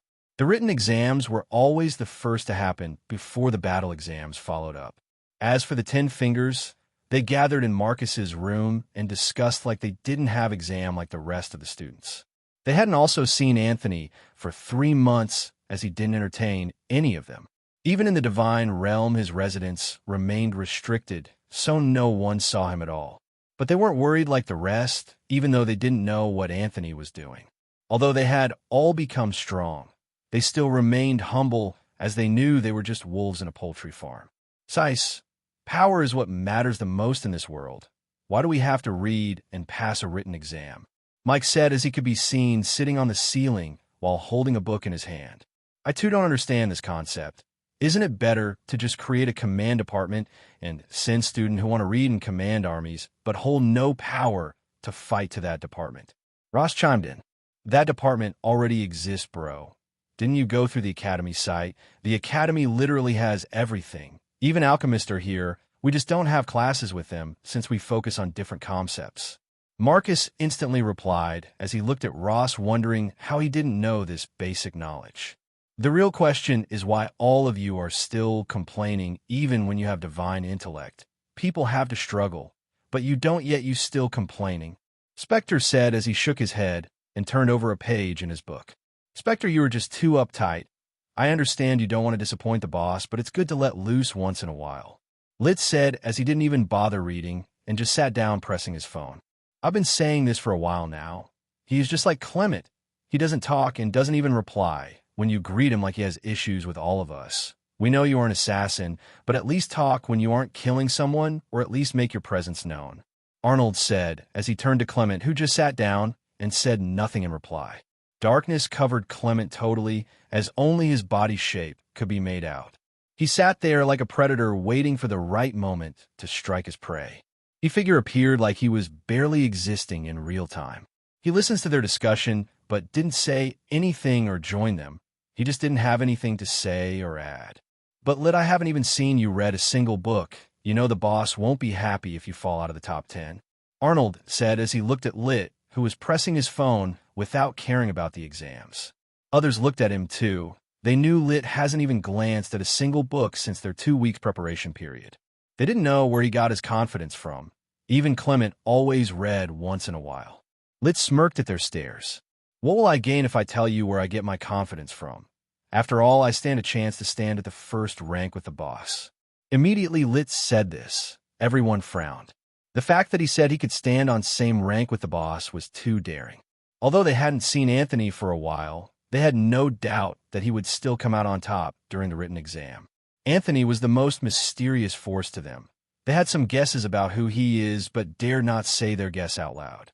They still stared at Lit for his answer. Lit could only sigh, then said a single word. Shop. That single word was enough to understand where Lit was going. The place that allowed them to buy anything no matter what it is, as long as they have enough points.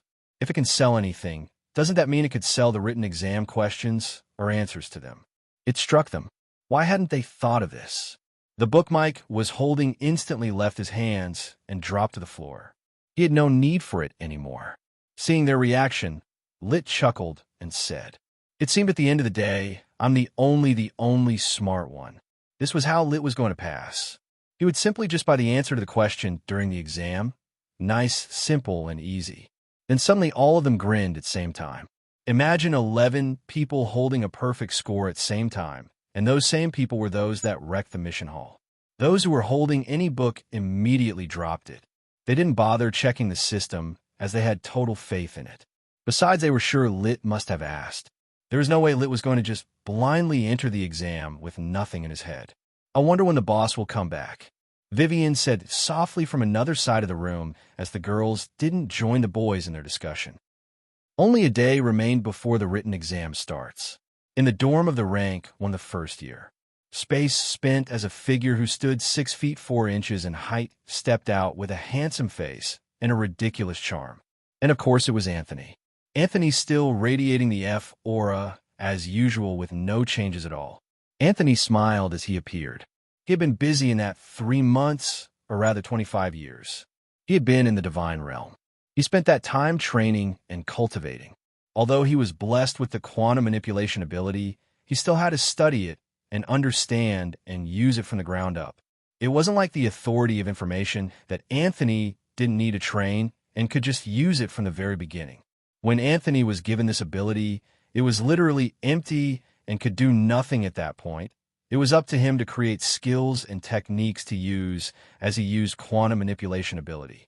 In that 25 years, Anthony had gone through the Grandmaster rank knowledge he received, and they really seemed endless. Even at this moment, his thought compartment were busy studying and analyzing everything.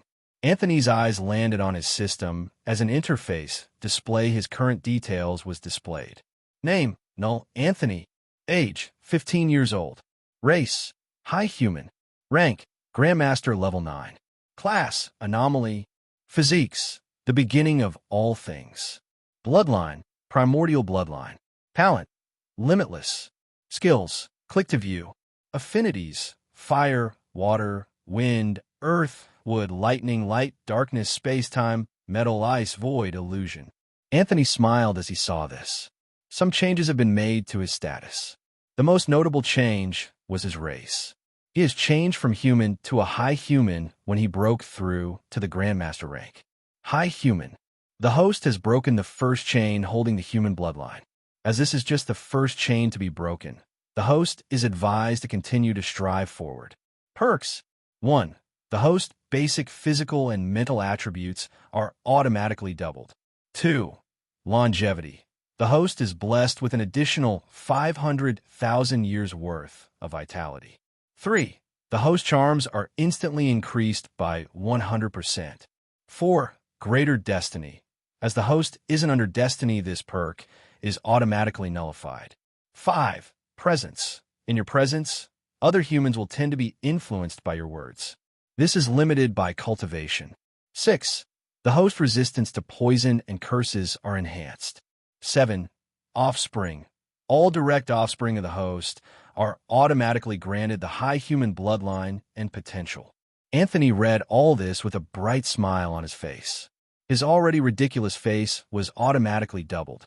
Anthony didn't understand the direction his face was going in. Anthony's physique already granted a ridiculous physical and mental abilities. Now this new change instantly doubled it regardless of how strong Anthony was. This new bloodline granted other perks such increased affinity with magic. But just like the Greater Destiny perk, it was useless since Anthony's primordial bloodline already took care of that. Anthony's body was brimming with energy at this moment. He felt like a higher being, coupled with the quantum manipulation that already made him feel different. He just felt detached of some sort from any binding. But none of this mattered to Anthony, as he didn't really care if he felt detached or not. He instantly activated authority of information as information on his subordinate, the Storm brothers, Tiara, and Brian instantly flowed into his mind. As he processed everything, he smiled. It seemed everyone was making decent progress at least. He saw their world-shaking achievements during the impossible mission by clearing all 10. Anthony simply shook his head. He wasn't jealous that they clear all 10 of them. He didn't care at all. He came to understand other students' speculation about him, that he had been critically injured. Some say his mana core cracked, and he is searching how to fix it up. Anthony didn't know what to say. It seems even if I'm not around, I would still be on people's mind. Anthony stood up from the place he sat as he took of his clothes. In that 25 years, Anthony hasn't had a single bath, nor has he eaten. He only slept, and immediately he was refreshed. He sprang back into action. During his training, he just used mana to keep his body fresh every time. Anthony walked into his bathroom and just stayed in the jacuzzi without moving as he felt the sensation of water around his body. He just stayed there as he enjoyed the feeling. Each time the warm water reduced in temperature, the jacuzzi automatically became heated and the water became warm again. After soaking for about 5 hours, Anthony stood up, then had a normal bath before stepping out his bathroom. Anthony looked at his hair that flowed down his back as they became even whiter due to his increased charm. He wondered how the world is now, how his family members are now. I haven't seen father and mother in a while, Anthony thought as he changed into another clothes. Then he immediately bought food from his system and dived into it. Anthony ate the highest amount of food he has ever eaten. The room, which he hasn't visited in 3 months, was still as clean as ever, so Anthony did nothing to it. After a sumptuous meal, Anthony stretched his body before he walked to his bed and sat down. He went through the net, so see if there was any news he missed. But there was nothing other than the deaths of many the demons kept causing, and also people who were speculating things about the human race rise. Anthony immediately left the app as he saw that there was nothing interesting on it. Then he looked at the clock. Tomorrow was fast approaching, meaning the written exam was almost here. And after that, the next day, the battle exam for the battle ranking would be held. Anthony wondered what the Academy would arrange for this battle exam. For some reason, he looked forward to it. He would love to test this ability he's been training. Over the months, Anthony got more rewards from the system, but some of them were useless. When Anthony remembers some of them, he would feel to slapping the system. What do you mean he got a forever clean toothbrush? Then an unbreakable wooden sword. Although it was unbreakable, that doesn't mean it could cause high damages to his opponents. Anthony shook his head and decided to sleep. Tomorrow was a new day. Tomorrow is the day he makes his appearance after 25 years, 3 months. Tiara could be seen sitting with her leg crossed over the other, her bright red hair flowing over her shoulder as she just sat down there.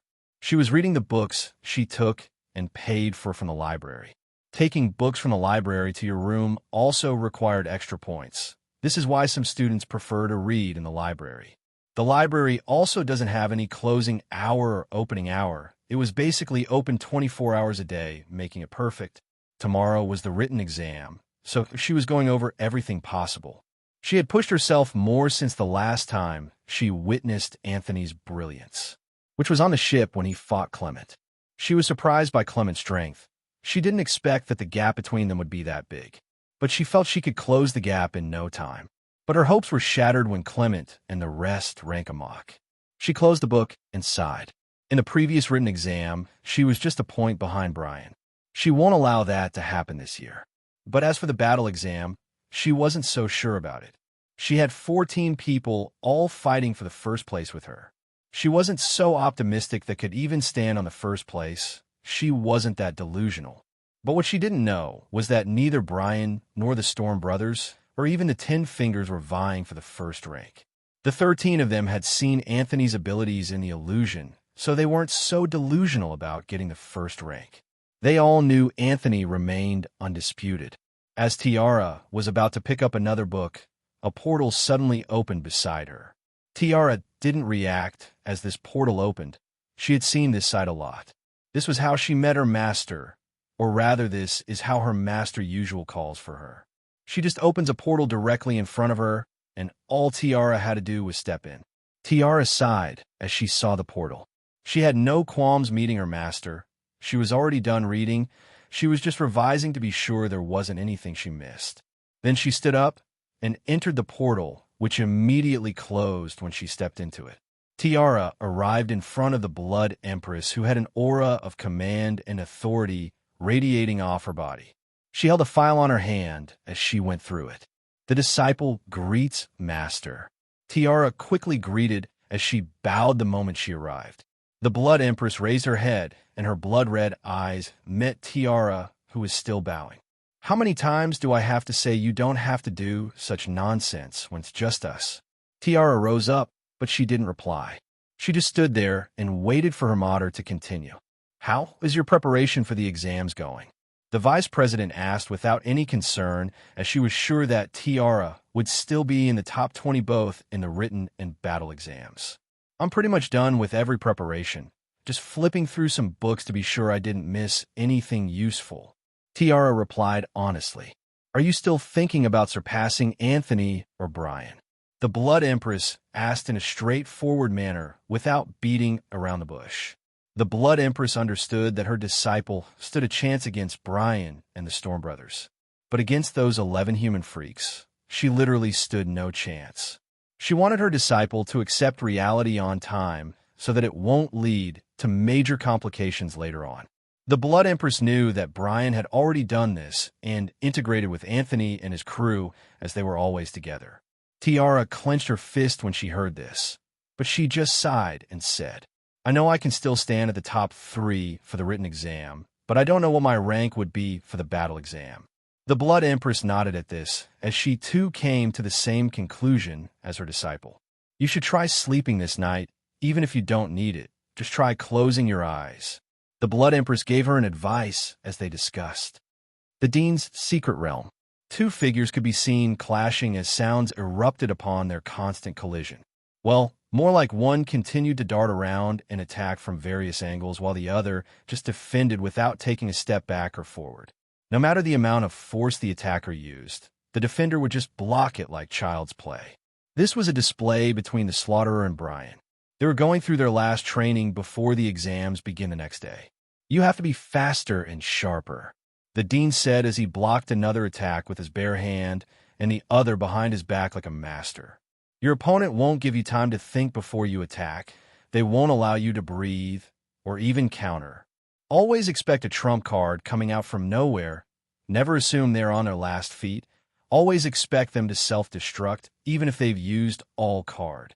Never jump to conclusions till your opponent takes their last breath." The Dean's voice kept sounding as he blocked the continuous attacks. After about another hour, Brian stopped. He was barely standing. His saber plunged into the ground as he used it for support. "You have improved compared to a year ago," the Dean said to Brian with a nod. Brian smiled in return as he appreciated his master's praise, which shows his hard work wasn't going to waste. "Have you spoken to Anthony for the past 3 months?" the Dean asked Brian. Brian replied immediately, "I haven't seen him since the day he paid for our classmates to eat lavishing meals." The Dean heard Brian's reply, then fell into thought. Where is he?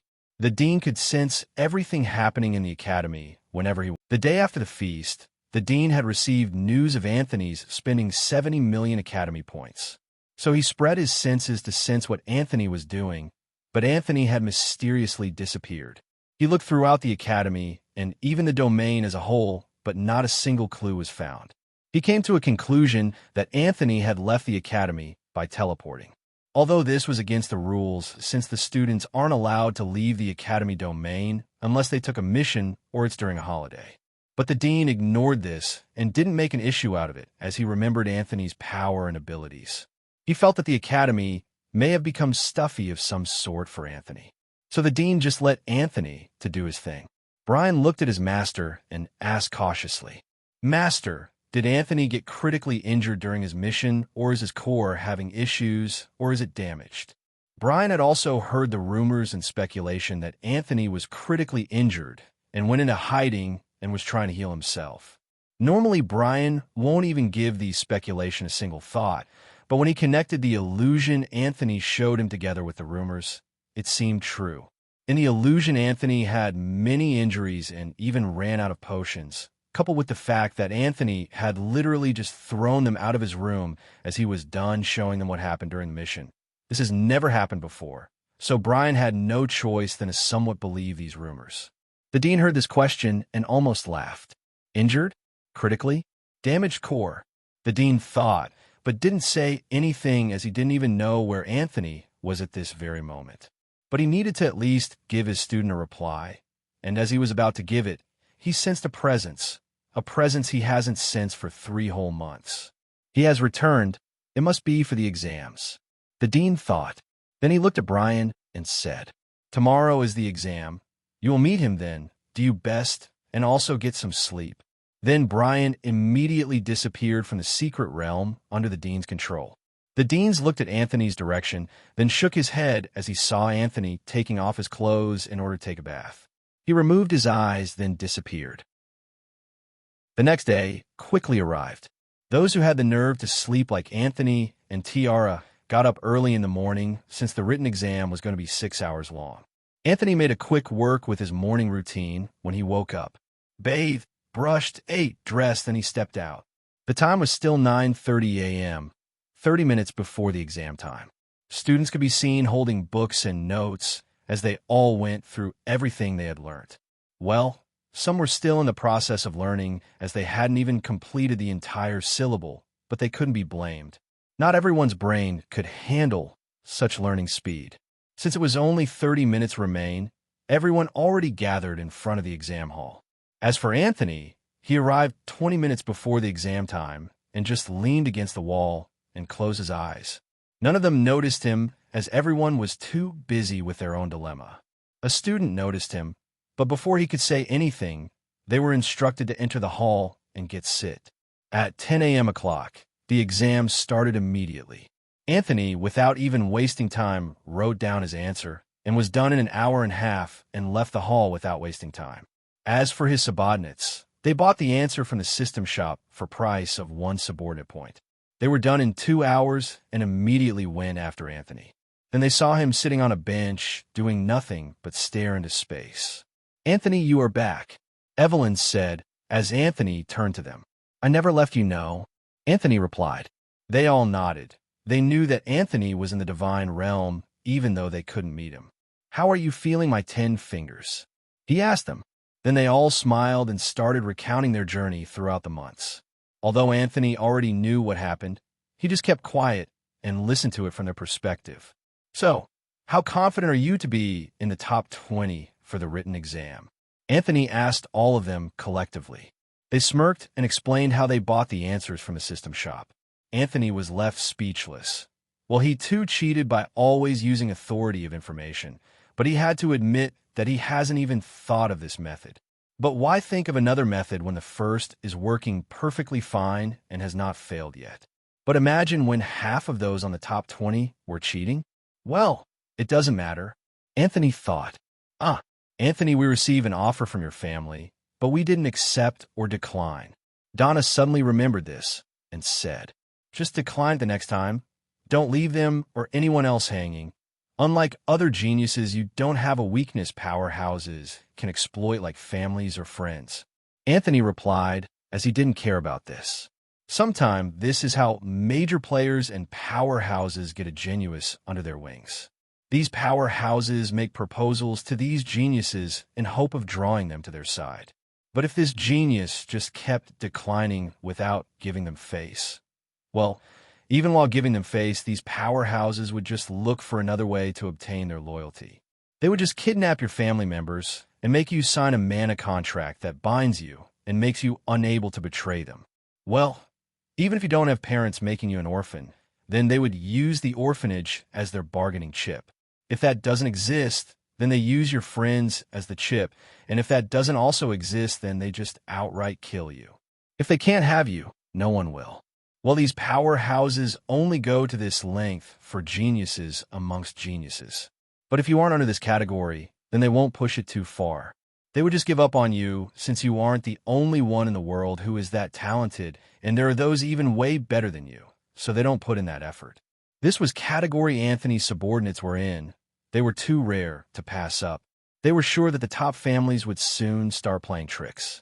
But they had no parents or family members. Their only friends were the Storm brothers and Brian, who were literally heir to their own clans. So the only weakness remained for some of them was those from an orphanage. But what will happen if you get a hold of someone's weakness and they simply just don't care? Like Mike, even if the orphanage was put under pressure or all the children that were later kidnapped to force him to come over to the other party's side, Mike won't even reply or demand their release. He won't do anything now since he doesn't have the power. But the same can't be said in the future. In these type of scenarios, those who were responsible simply just release back those they kidnapped into the wild since they didn't elicit the response they wanted. But if the 10 of them would be assassinated remained unknown, or rather when remained unknown. They all nodded their heads in understanding. As they continued discussing, the remaining students were done with their exams and stepped out of the hall, cursing and complaining. How is someone supposed to pass with these ridiculous questions? Don't remind me of the exam. It's already in the past. We just finished, and you are already saying it's in the past. My future lies in the battle exam and real battles, not some paper. Say that when you actually rank in the top 20 or even top 10. Speaking of top 10, did any of you see Anthony? He left just an hour into the exam. Yeah, and he looked fine also. It seems the rumors were false. Then why didn't he show his face for 3 months? If you ask me, who should I ask? Do I look like I have the face or strength to be Anthony's friend or family member? Well, all that doesn't matter. It seems that he is set to become the rank 1 again with a perfect score in the written exam ranking. I think so too. Even those monsters called 10 Fingers Left on Time also. I think you guys are gossiping about the wrong thing. The real question is who will end up being the real rank 1 in the battle ranking between the 10 Fingers and Anthony. That would be some interesting scene. It would be nice to see these geniuses battle it out. Do you think Lady Tiara or Brian still has a chance to be in the top 10? I don't think so, but they will still be top 20, but the top 10 will be difficult with those humans holding the line. Tomorrow is the real show. When thinking about tomorrow, I kind of forget about the rubbish I wrote in my exam. The students discussed amongst themselves, eagerly awaiting tomorrow. But often, either tomorrow isn't promised. The early morning sun rose as the day of the battle exam arrived.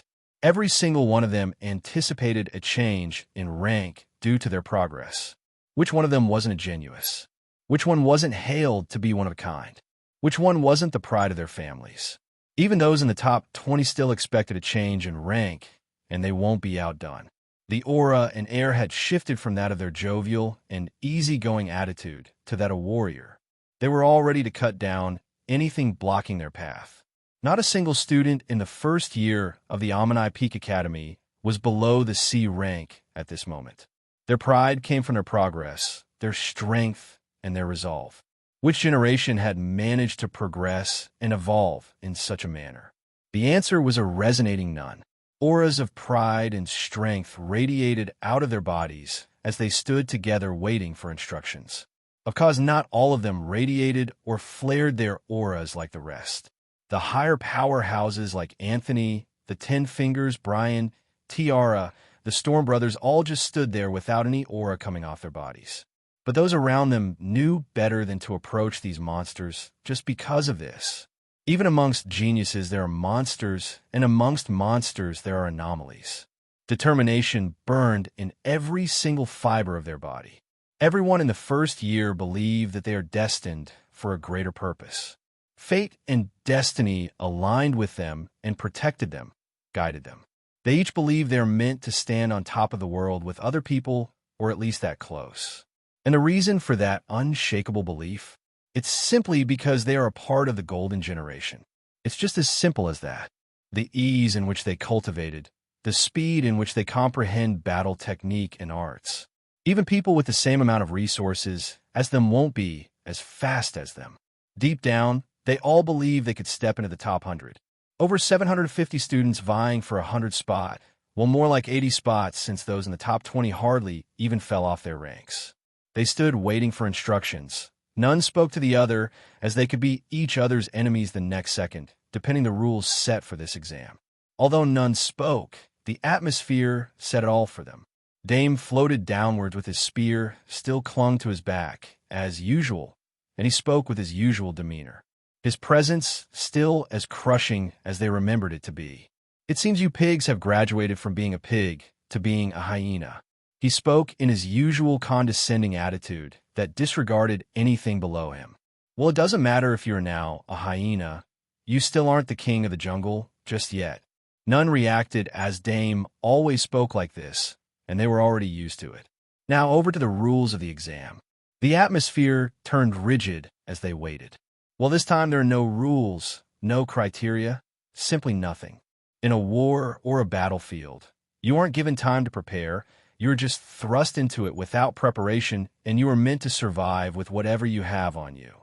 Just like how the demons invaded the academy months ago, although none of you died for some weird reason I would like to know, the demons didn't even give any sign of warning. They just outright attacked. Dame's voice echoing as he stared at the student with a death glare. The criteria for points remains unknown.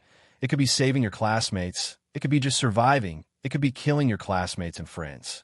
Nothing will be told to you. We already have the point requirements. But you all will be going in blind, as this is how the world works. This is the art of war. Unpredictable. Uncontrollable. Everything remains unknown and ever-changing. Dame seemed like a war fanatic, as even his spear began to even shake as he spoke about war. The academy doesn't tolerate or raise the weak. We leave that to other academies. Do not disappoint us and show us that the resources we spent on you lot was a waste. As for those of you that will like to escape and run like the bitches you are, there is no need to explain your escape method. It's the same way it was done during the entrance exam. Dame's voice intensified as he said these last few words, but it didn't even shake their resolve. 10 swirling portals were instantly powered up by different individuals who stood near it and made a quick work to operate it by entering the coordinates of their destination. You may enter, Dame said as the portals were opened. The student wasted no time with questions, as they knew it would get them nowhere, and just directly stepped in a portal with full confidence in their power. Since there were no rules, everyone was happy to use their space rings, which means access to their potions and whatever they had inside it. And with no rules and unknown criteria, it simply means even they had a chance to climb and hold on to the first rank. As the last set of students entered, the portal was immediately closed. The 10 operating the portal quickly disappeared as they were done with their job, as they were instructed. The observation room. As the students stepped into portal which closed, screens instantly lit up like a heads-up display as it floated in space like a projection. The screen showed various scenery with mountains and rivers and various water bodies. Various monsters and strange scenes could be seen everywhere. But weirdly enough, the expected never happened. And what was the expected, you ask? Well, it is the arrival of the students. They opened the portals which was supposed to lead to the location currently displayed on their screens. But even a single portal didn't even open or close. Not a single student could be seen in sight. Something had gone wrong. But they needed to ask questions before they jumped to conclusions. Where are all those hyenas? Dame was the first to speak, as he didn't get a glimpse of the people he just saw enter a portal. Are you sure the screens are displaying the right location, and this is not an error? Kevin immediately asked, as he told whoever was in charge of this to double-check. The dean and the vice president didn't speak, as they allowed the 4-star professor speak amongst themselves. But they knew the student had disappeared. And where they were, Anthony felt the space fold around him as he stepped through the portal. Anthony had arrived at his supposed location. The atmosphere here was stained in utter chaos, destruction, death, as not a single sign of vitality existed here. Even those that tended to have vitality were already corrupted, as they were no longer considered living. Dread gnawed at anybody who stood here at this moment, because they knew only one thing could live in such an environment: the demons and whatever was stained with their chaos. Anthony felt space twist as about 5 students instantly appeared next to him. The 5 of them also getting the feel of the environment they were transported to. Then suddenly their face turned dark as the confidence radiating of their body earlier on in the academy suddenly vanished. Although they had fought demons during the academy invasion, that was on their own turf. Entering the enemy's territory was a completely separate matter in itself. The chaos here was off the charts. Chaos on its own tends to always corrupted mana whenever it came in contact with it, making it chaotic. Chaotic mana is very hard to control and to use during battle. This made the ability called Mana Zone become nothing but a decoration to most. So everyone has no choice but to rely on the mana they have in their core and don't dare to try and replenish from the atmosphere. Their only hope would be their potions. Even being in the presence of chaos for too long could lead to corruption, although the process can be slow or fast depending on the concentration. Of course, mana can be used to purge any sign of corruption, but doing this wastes too much mana that should have been channeled into an attack or defense. Of course, there are outrageous geniuses that have developed skills and techniques that allows them to use chaotic mana without too much problems. But it was very difficult getting such techniques, but getting them was one thing, using them was another thing. There's a reason why only geniuses could even create them in the first place. But chaotic mana aren't only caused due to chaos.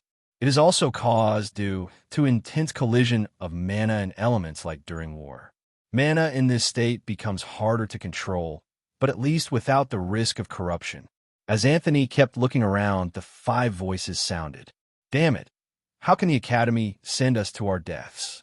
Is the Academy going crazy? Shit, we might be able to escape, but that's if we don't die before we can even activate the escape mechanism. This is just too much. How are we supposed to survive here?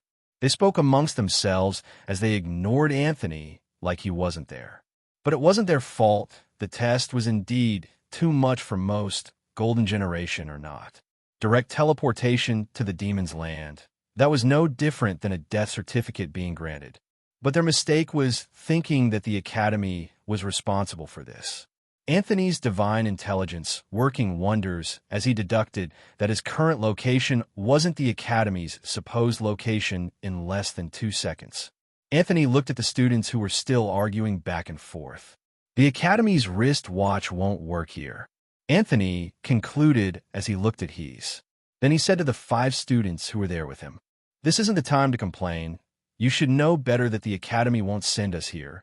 This is either a move from the demons or the Forsaken cult." Then they noticed Anthony as he spoke. They were stunned as they saw him. They couldn't believe they were standing beside him this entire time, but they never noticed. Then they heaved a sigh of relief as the rank 1 was standing right beside them. With this, their chances of survival just shot through the roof. "What do you mean that this is a move from the demons or Forsaken cult?" one of them asked Anthony. Anthony just shook his head at this question and said, "I'm too lazy to explain. Besties, I'm sure the Academy wrist watch won't be functioning anymore at this moment. So don't pin your hopes on it. I won't be saving any of you if you court death." They frowned as they heard this. They didn't know the basis of Anthony's words, but this was their lives they were talking about here. Although they wished this would be a lie from Anthony, but what did he stand to gain from this? Besides, even if what Anthony said had a slim possibility of being the truth, that slim possibility would cost them their lives. Were they willing to pay? Obviously not. But as always, dumb people exist everywhere, just like the air we breathe. Why should we believe you? Don't think because you are rank 1 and you think we would suddenly believe you and make you the leader of this party. You might be something big in the Academy, but outside it you are nothing. Know your place, lowly human, just like your predecessor. No matter how you cling to your rank, at the end day you are just human, a species at the bottom of the world. One of the students instantly shot out these words from his mouth in rapid succession like a machine gun. The other 4 looked at him like he was an idiot. They were discussing their lives here, and he was discussing about the outside world. Besides, what does a racial standing have to do with absolute power? The 4 of them never dared to believe Anthony's power was a fake or anything like that. Although they look down on humans in general, when they meet the strong ones they dare not show the same attitude. Anthony looked at the clown who just spewed something unrelated to the matter at hand. Then he said with a sigh, "I do not care about being leader of the party. Besides, who even said I was going to be in the party in the first place when I have nothing to gain?" Anthony shook his head as he said this. As soon as Anthony was done speaking, the boy's aura exploded out of his body as his mana rank showing that of the beginner be rancor burst forth. "I don't care what you say, you lowly human.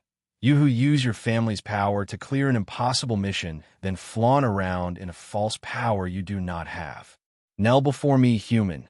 Do not let me repeat myself," the boy said as his aura stayed as strong as his stupidity. The other 4 didn't intervene. They didn't even know each other, or even the boy, so they just watched wondering how Anthony would deal with this. "It seems I finally encountered an arrogant young master," Anthony thought as he looked at the boy. Anthony had not the strength to exchange words with him. He won't be playing the useless cliché scene for anyone to watch. Read. Before any of the 4 watching could react, They heard a bang sound followed by warm blue liquids splashing all over their bodies before they could even react. The boy was dead, and his blood has splashed over them. Anthony had controlled space within the boy's body. With just a minor command over space, the boy's body exploded, erupting his innards everywhere. Anthony looked at the boy's remains, then turned around and left by simply walking. It was against the rules to kill a fellow student of the academy. And Anthony has just broken that rule. But did Anthony care? No. The school won't antagonize the most talented being they had ever witnessed over a dead idiot they didn't even know. Anthony knew this. He knew even if the entire thing was to take a hug turn, the dean would still rule in his favor. Power was simply everything here. Rules? Bend them with power. They watched Anthony walk away with surprises on their faces. They weren't new to death. Neither were they new to blood. They were just surprised that Anthony killed another student so casually. That was all. They were just surprised, nothing more. None of them thought of reporting this to the academy. Even if they reported it to the academy, Anthony would only get expelled, that's all. What if Anthony decides to kill them after he gets expelled from the academy? They were aware of the fearsome Null family. They didn't have such a background that could match Anthony's or have a connection to such. Thus, reporting it yielded not a single reward, but troubles only if done. Besides, they didn't even know the dead guy to go to such lengths for him. Even if they knew him, they won't still report it. So none of them spoke about it. They just controlled their elements and removed most of the blood on their body before they follow behind Anthony. Was that guy living under a rock during the demon's attack on the academy? That was where everyone witnessed Anthony's outrageous power. Yet some people were blind and also tend to forget this. It seems we were all separated into various places, but still in the same location. Anthony thought as he walked. He couldn't sense his subordinate presence, showing how huge this place was. Probably larger than the academy domain, but at least it's better I didn't teleport with more students. These ones are already tiring enough. Anthony's thoughts continued as they moved. He could teleport to his subordinate or even through spatial mark if he really wanted. Besides, space was sealed to prevent people from teleporting out, but this can't stop the spatial mark or people with higher space control. They walked for over 20 minutes before Anthony's steps suddenly came to a halt. He felt a presence, or rather multiple presence surround them. They walked forward, their steps heavy, their aura crushing, their killing intent known. The ground shook under their march as they stepped forward to these five. Then the four students saw this sight and cursed their lives because of what they saw. Thousands of demons and people from the Forsaken cult had surrounded them. It seemed this was a combined effort by both. Thousands, an army just to fight 5 kids. Was this a joke? The first effort at wiping out the Golden Generation was carried out by the Forsaken cult when they killed students who went on missions, but they could only get about 200 of them with the rest escaping. The second attempt carried out by the demons when they launched their invasion. Now, the third, which is a combined effort by both forces. It seems that after both methods failed, they decided to take a different approach this time. They had to bring them to their own turf and ensure they all died before any of them could be saved. Imagine millions of demons attacking once in order to wipe out just 800 students who were still in the mortal rank. But the opposite happened. Rather, they became a stepping stone for the students, and they were all wiped out without a single survivor. This was incomprehensible. It was like fate was protecting them. It seemed that Destined wanted them alive and shining. So, they switched plans and didn't enter the enemy's territory, but brought them over to theirs instead, where destiny or fate won't interfere. Anthony remained calm as he saw this army. They were ridiculous in number alone, their strength ranging from F rank to Grandmaster rank. There were only 2 Grandmaster rankers here at the moment. One of them was a werewolf and the other from the Wercat race. The both had summit to the Forsaken cult. The other 4 weren't so calm like Anthony. Shit. They immediately cursed and quickly destroyed their academy wristwatch. Although Anthony had said earlier that the wristwatch won't be working, they still had to try. After all, they couldn't just believe his words. But the expected didn't happen. They weren't teleported, their feet still planted on the ground, as space showed no sign on bending in order to take them out. They could only curse again, then directly drew their weapons. Their mana ready to be commanded, as they won't go down without a fight. We finally meet Null Anthony. One of the Grandmasters said, as he seemed amused. You know, I've heard of your records and strength. Even while standing in front of me, you still seem unfazed. Well, it doesn't matter. Everybody from any golden generation is always in headache, so we would be cutting you down now. The Grandmaster Werewolf said again as his tail wagged behind him. Dieter, that's enough. We need to be quick with this and other to get to the other one. The Grandmaster Wercat to Dieter. No worries, Binks. I wasn't going to speak to him for long. Then they both flew up into the skies as they decided to watch. Kill the rest. Keep the white-haired kid alive. Dieter ordered the demons and forsaken cult members who were below with a smirk. Dieter wanted to extract Anthony's talent and transfer it to himself. He won't kill Anthony and lose such a treasure. Also, Binks already had his eyes on Spectre's talent. After this, they would head straight for Spectre in order to get his own talent also. The army receiving the order instantly fell into frenzy as they thirst for blood. Dust rose up as they ran and crossed the distance, the ground shattering under their weight and speed. As they moved, the four students tightened their grip as they prepared for the greatest battle of their lives. Determination burned within their eyes as they refused to go down without a fight. Anthony smiled at their determination and said, I will handle the vanguard, kill anyone that slips through the cracks.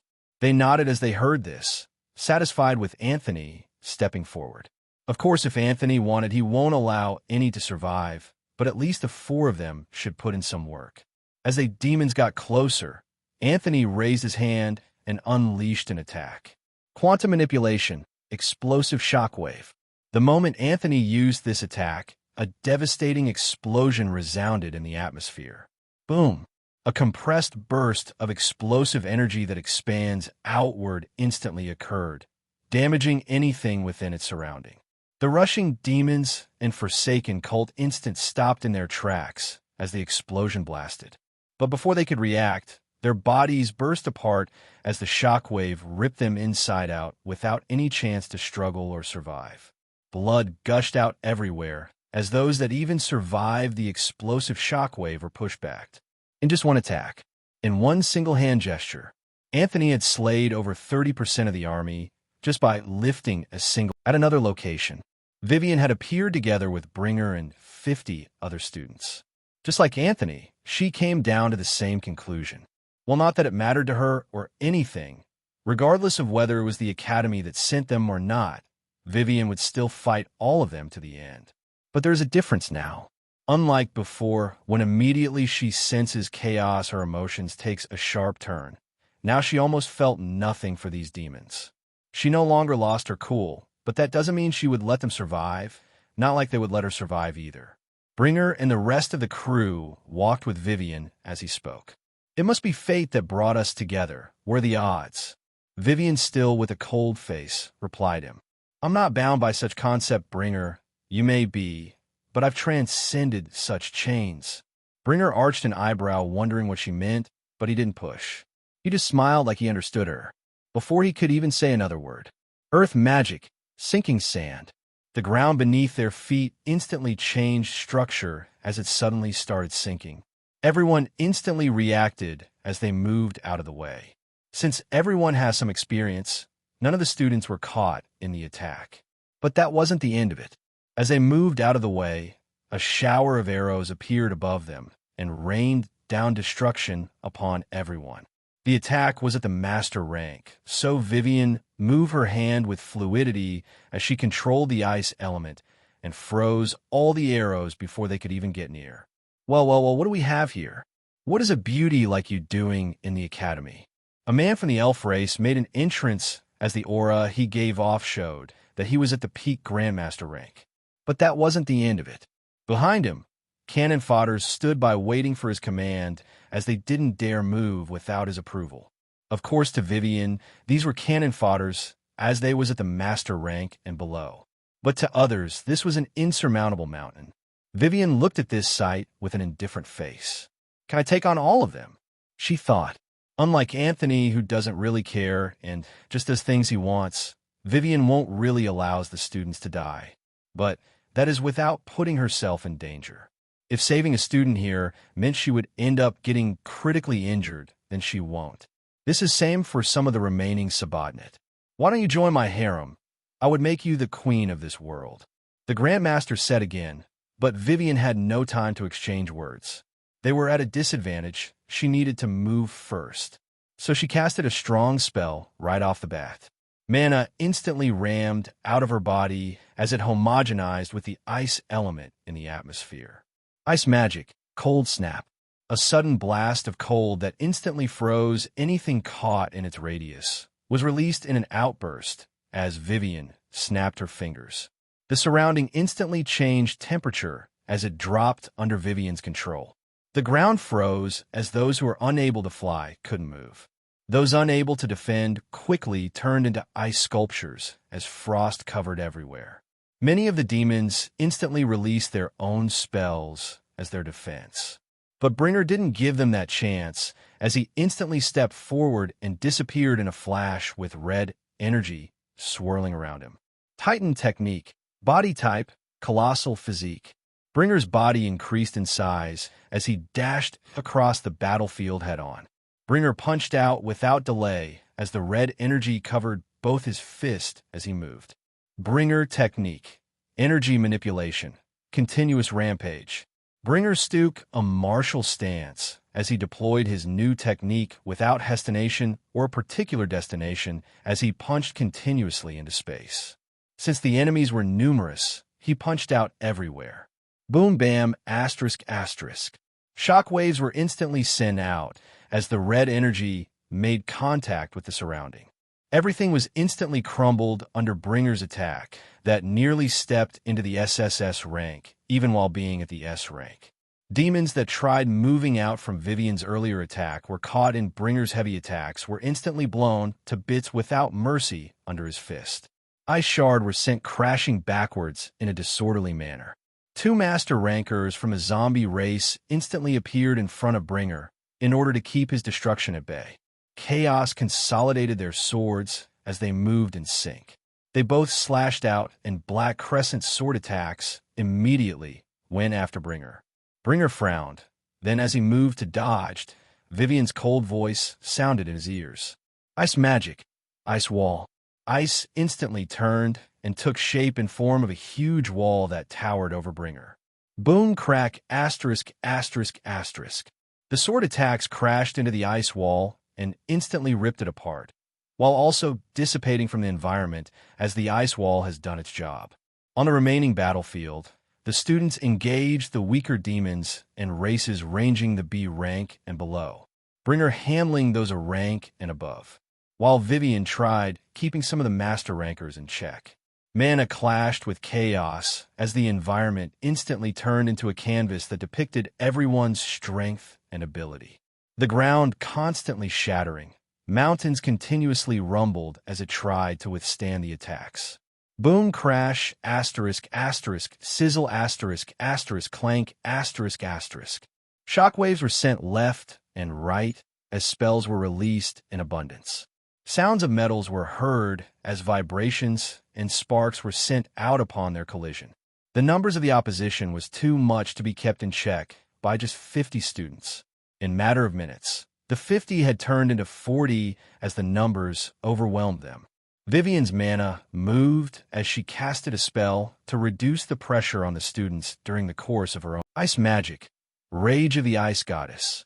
Mana billowed as ice flakes instantly came into the battlefield, thereby beautifying it. But the horror left by the beauty was nothing to scoff at. The pressure on the students started easing as the opponents moved to dodge the ice flakes or try defending with their own attacks. Bringer's huge body kept clashing with a demon who literally matched his body size and weight. The demon kept waving around its broadsword, and Bringer kept defending as he looked for an opportunity to attack. Aura instantly appeared as it encased the demon's broadsword as it deployed a technique. Demonic sword technique, Hell Slash. The air twist as wind barrier and sound barrier instantly broke apart as the broadsword flashed towards Bringer's waist. Bringer, knowing it would be stupid to use his own aura against a master rank, as his isn't that developed, yet continued to use his talent. Bringer technique. Energy manipulation. Unwavering slap. The red energy on his body intensified as it congregated on his palm as he pushed his hand forward to meet the attack. Boom! An unending devastation followed as the force of their attack rendered their surroundings desolate. Dust rose up due to the explosion and covered everything within sight. Trees instantly burst apart as the red energy and sword attack ravaged everything in its path. The air turned fervid as everything was consumed under their power. As the dust cleared up, Bringer could be seen with multiple injuries on his body as he bled from every single one of them. His left arm hand be completely cut off due to the sword attack. Blood poured down heavily from his lost arm, but Bringer ignored it for the moment as he searched for his opponent. Then his eyes landed on the demon, who laid on the ground, unmoving. It seems taking on a master ranker alone is too much for me, Bringer thought, but a smile never left his face as he relished his victory. As his demon was dead, Bringer brought out a healing potion and instantly drank it. The injuries on his body instantly closed up. His missing arm was swiftly regenerated in a matter of seconds. Brian was now back to full health.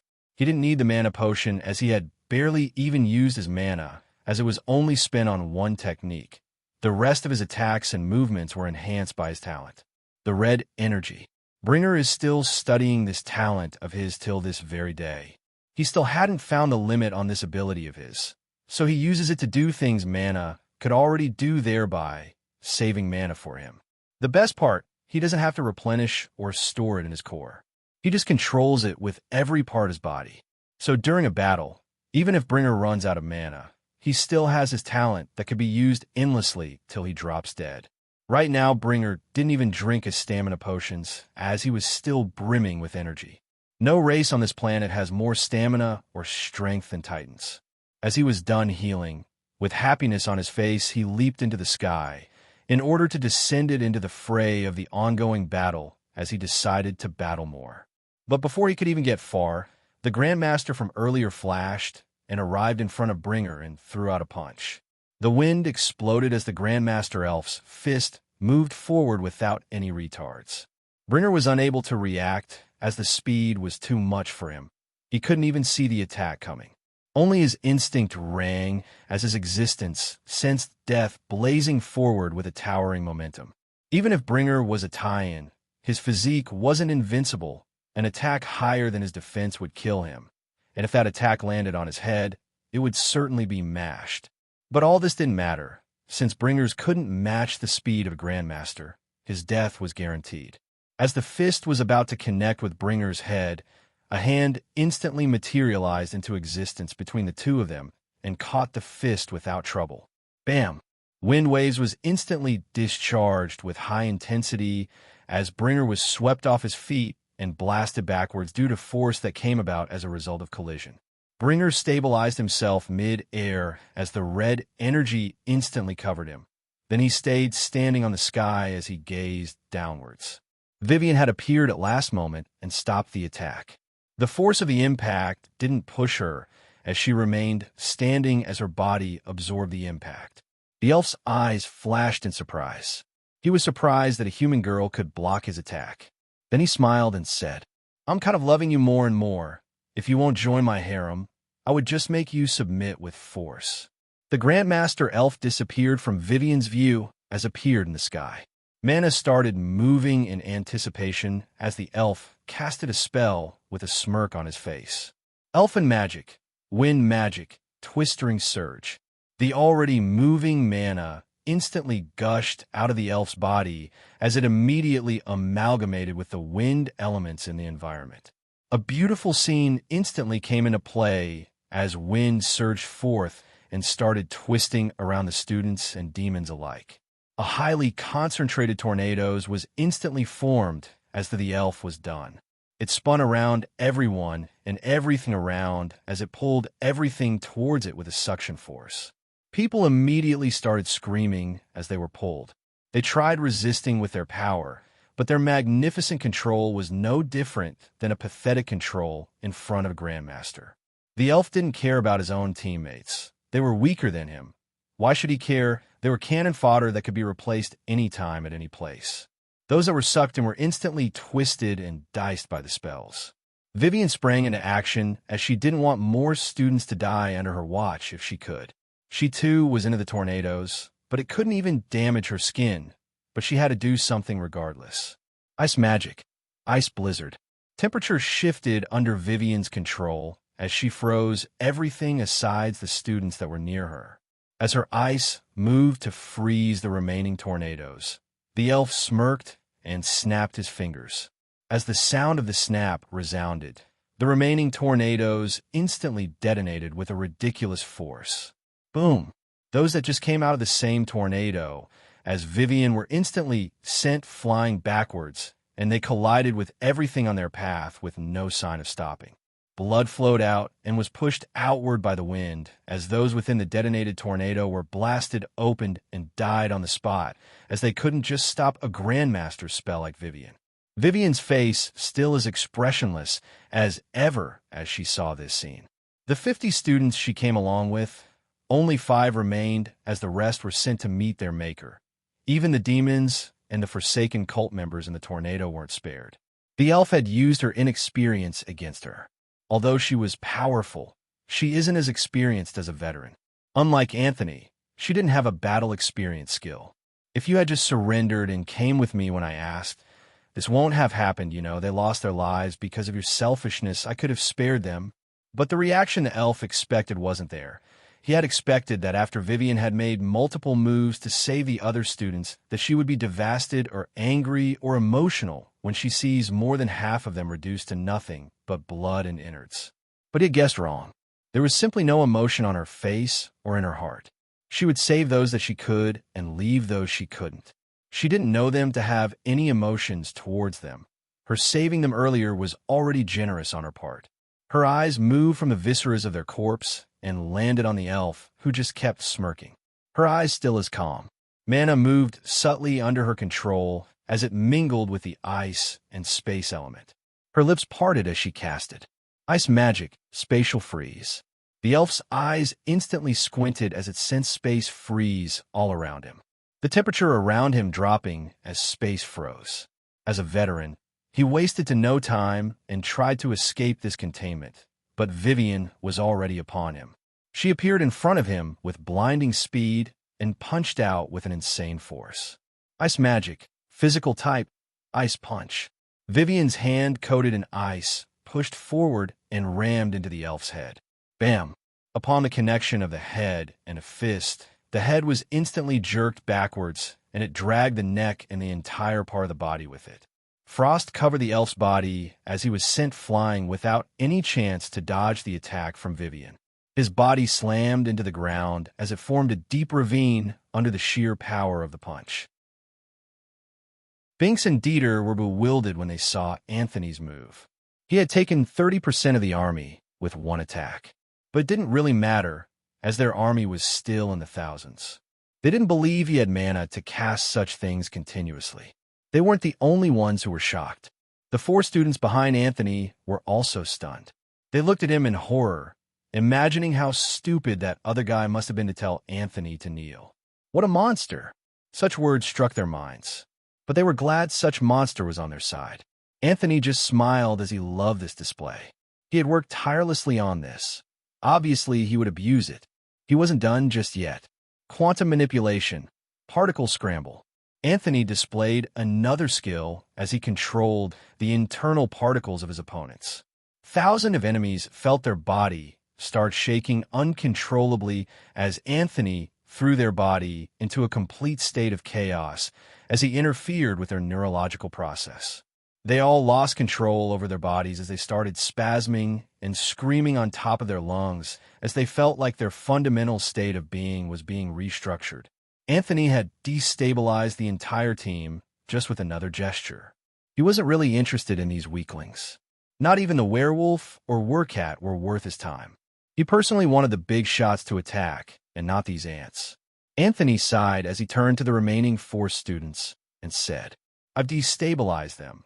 All you have to do is kill them. Of course, some might resist through sheer will and combat experience and instincts. So don't become stupid just because I made them lose their senses.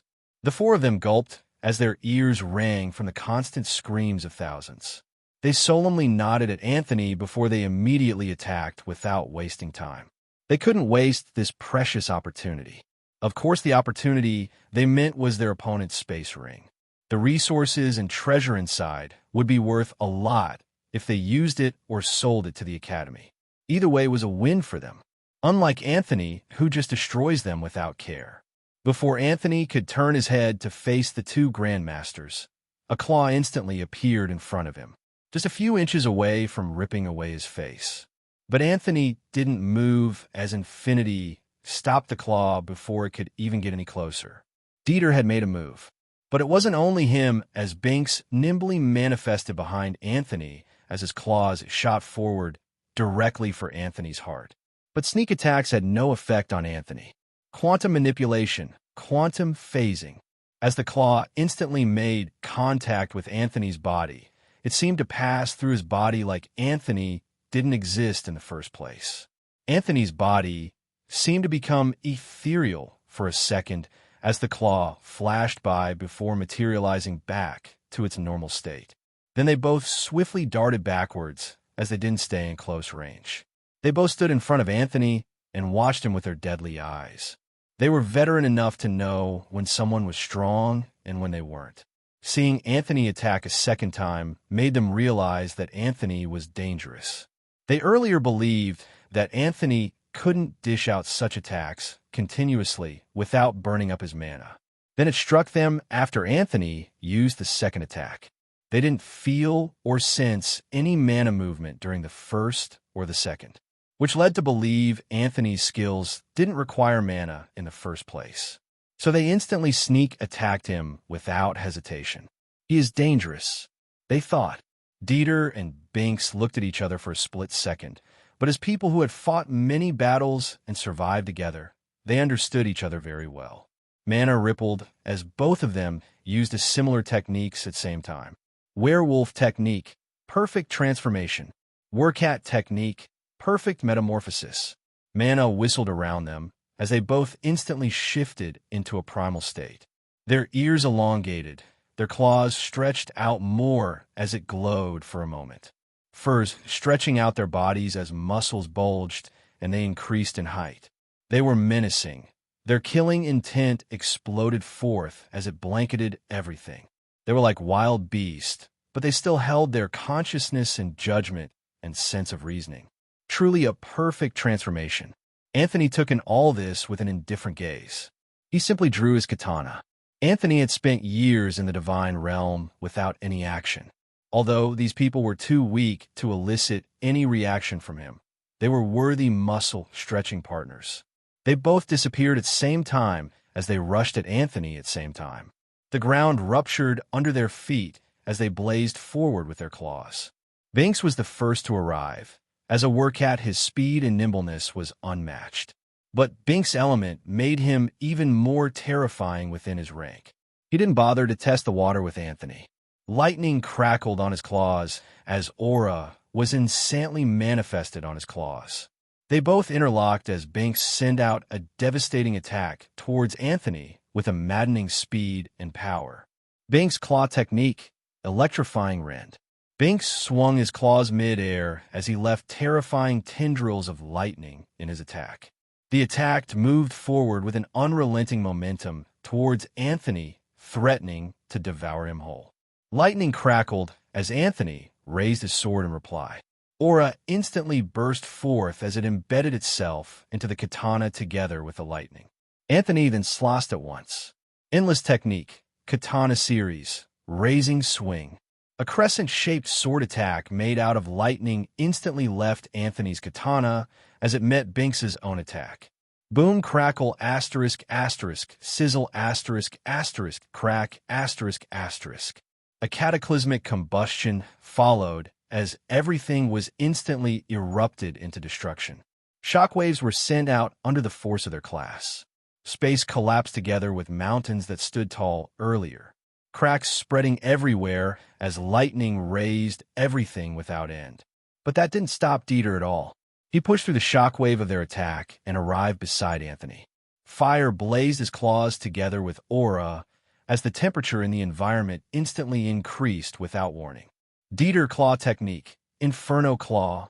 He slashed out continuously at Anthony as in a matter of a second he had sent out over 100,000 attacks. The lightning on Anthony's sword was abruptly snuffed out by him as fire appeared majestically and replaced it. Anthony, undeterred by their attack combination, replied to Dieter with a katana attack and a smile of his face. Endless technique, Katana series, Scorching Slash. Anthony's katana moved in a blur as he swung it with blitzing speed and power that met Dieter's attack head-on. Boom! Echoes of destruction and desolation rang out as the environment shook due to their rampaging attacks. In this battle, wreckage was Thier's song. Obliteration was their dance. But Anthony wasn't done yet. He disappeared from his place and arrived before Dieter and slashed out with a perfect momentum. Dieter's muscles instantly tensed as he moved with a fierce speed as aura increased his speed to match Anthony's. Dieter claw technique, Blazing Talon. He swung his claws to counter Anthony's katana as a destructive shockwave of fire met Anthony's katana. Fire brought down everything in a 5 kilometers in ruins as it was spread out due to their forceful collision. Dieter instantly changed his stance as he saw his attack didn't deal any damage to Anthony. He took a step forward as he opened his mouth to bite Anthony's head with his huge molars. But as his move to Anthony's head, Anthony's left hand quickly shot out with a dismantling force as he slammed a fist into Dieter's jaws. Dieter's teeth instantly flew out of his mouth as he was shot upwards instantaneously under Anthony's brute strength. Dieter's brain collided with his skull continuously as he sent flying. It lost function for a brief second before it regained its function. This seemed to repeat continuously as he streaked through the sky. Clang! The sound of metals exploded as Binks had sneak attacked Anthony within that moment, but Anthony quickly blocked it. If you think stealth will give you the edge, you're even more hopeless than I thought. Anthony's voice resounded as their weapons held against each other's firmly in place. Binks stared dead into Anthony's eyes as he replied coldly, "Then I would just attack you head-on." Then he struck out with a huge propulsion towards Anthony's stomach without the slightest delay. Anthony's wrist moved as his katana spun and met the attack for a block. Then they both instantly started exchanging blows with remarkable power. Clink clang asterisk asterisk boom asterisk asterisk. Sparks and shockwave erupted as they clashed and moved throughout the battlefield, the ground buckling beneath their feet as they moved with remarkable speed. Lightning coursed throughout Bink's body as he moved with a destructive power, throwing attacks with no pattern at Anthony, who always seemed to have a reply to every attack before it's even made. Binks sent out a claw to Anthony's knees as aura moved to rip apart his skin. Anthony's legs instantly moved backwards as his body's balance shifted as he dodged. Binks' attack missed, but Anthony replied as he slashed down with a rocketing vigor. His katana cut through air and space as it made its way towards Binks' head. Binks was instantly split in half, but both halves instantly faded as that was just an afterimage as Binks already escaped. The attack landed on the ground as the earth shook due to the carnage held by Anthony's katana.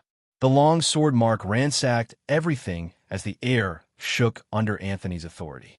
Bang! Dust rose up in testament of the destruction unleashed by the both of them.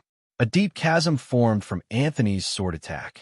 Anthony then locked eyes with Binks. As if a referee blew a whistle, they both shot out like an arrow shot out of a divine bow by a god. Streaks of light lit up the skies like fireworks. Metal met metals.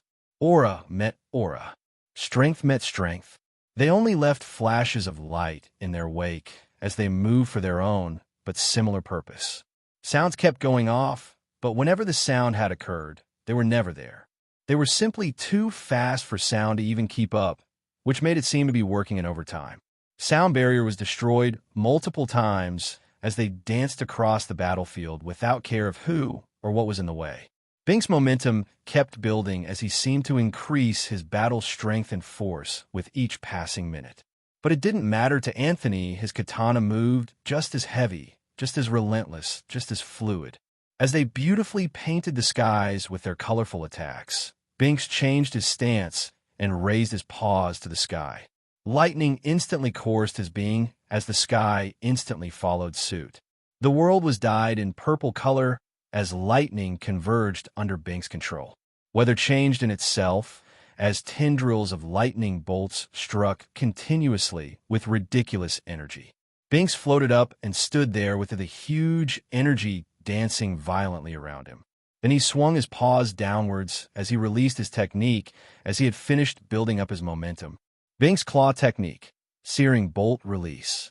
The world glowed in calamity as Binks released such world-ending like attack on Anthony without care. Bolts of lightning zipped through the landscape as everything was instantly reduced to rubbles, set ablaze. The 4 students and the remaining demons and Forsaken cult lifted their heads in horror. The world seemed about to end as a huge bolt of calamity snaked down from the sky. Anthony stood unfazed with such an attack. He smiled as it came to him.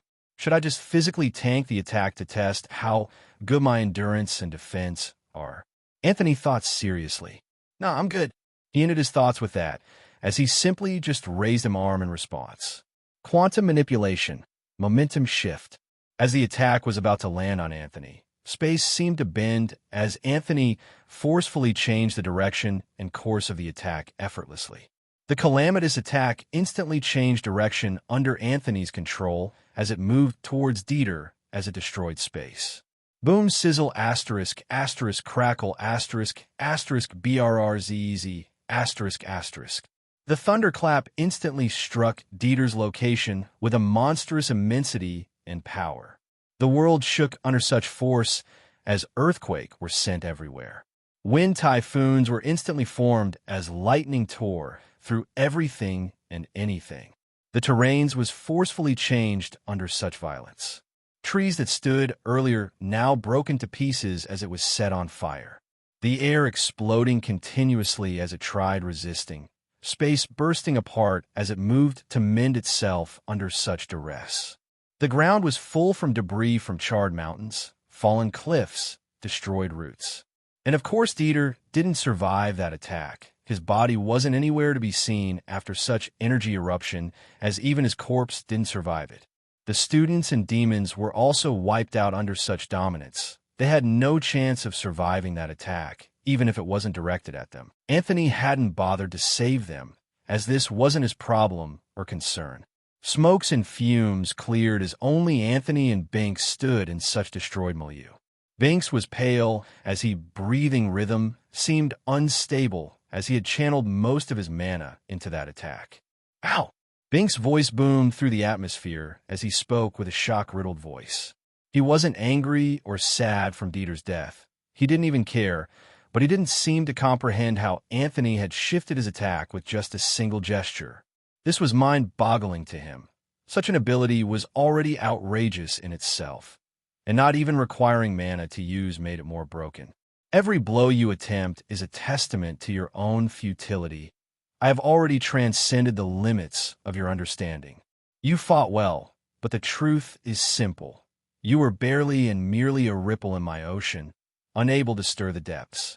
Anthony's voice sounded in Binks' ears as Anthony, who was just in front of him, was already beside him as he spoke. Your defeat was set in stone the moment you moved against me. Even the world won't dare to stand against me. Immediately Anthony said those last words. Binks exploded into a blood mist. His blood flowed and joined the rest, which almost formed a lake on its own. Anthony stood alone as the lingering smell of blood took up the entire space.